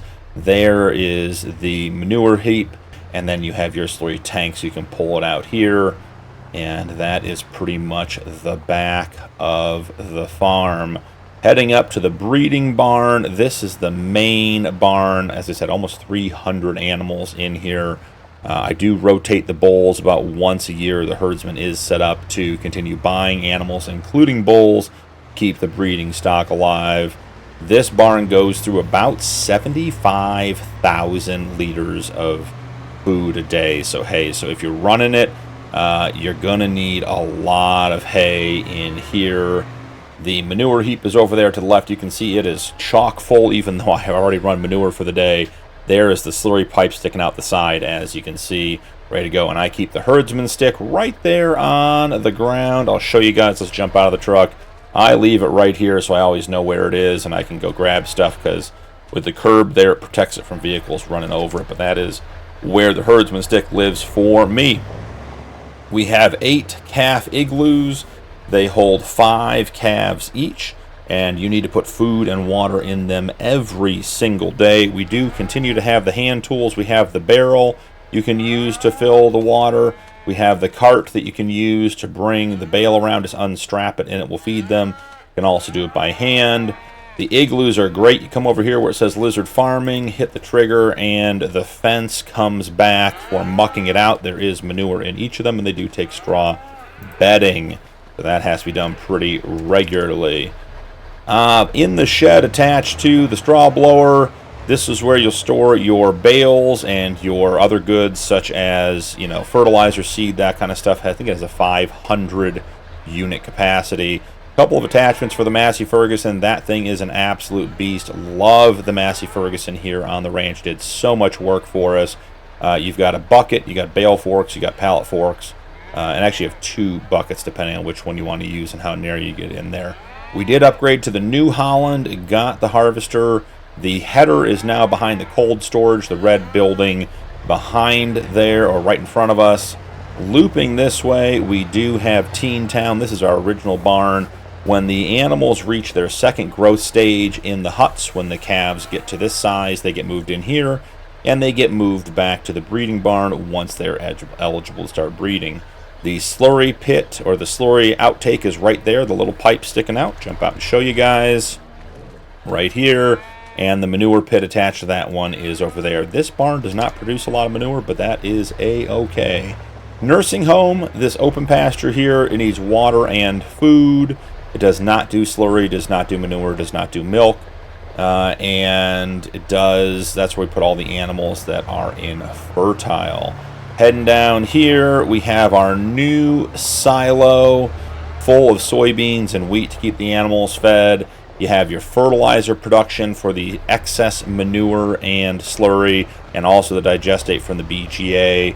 I have been playing as a contractor for the BGA and requiring 100,000 liters of slurry and 90,000 liters of manure daily to be brought up there.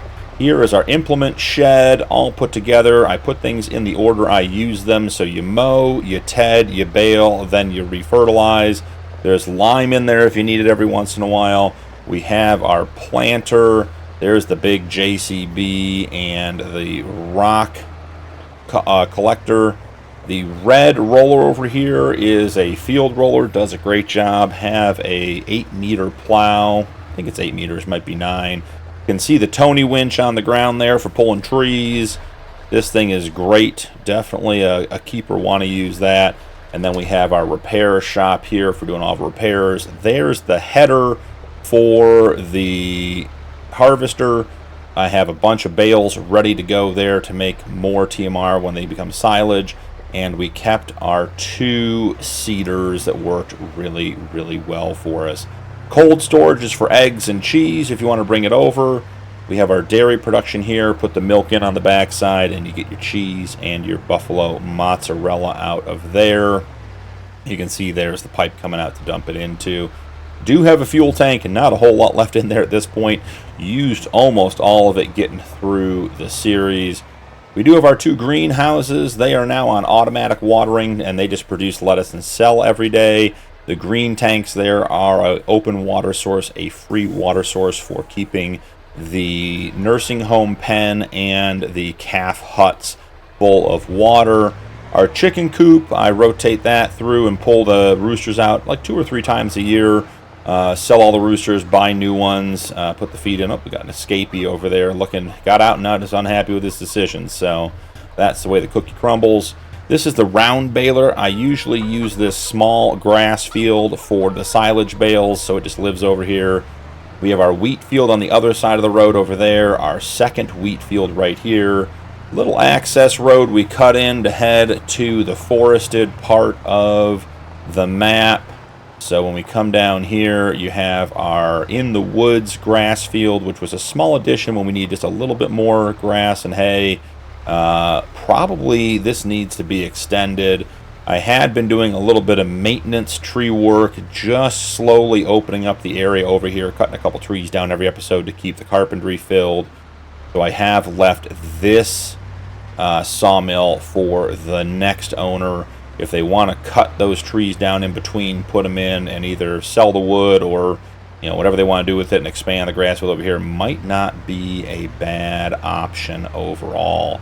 So that is the farm in a nutshell. Has really developed from one grass field and the Teen Town barn up to a fully functioning cattle ranch that is just, I think it's a blast to play on. I have a ton of fun.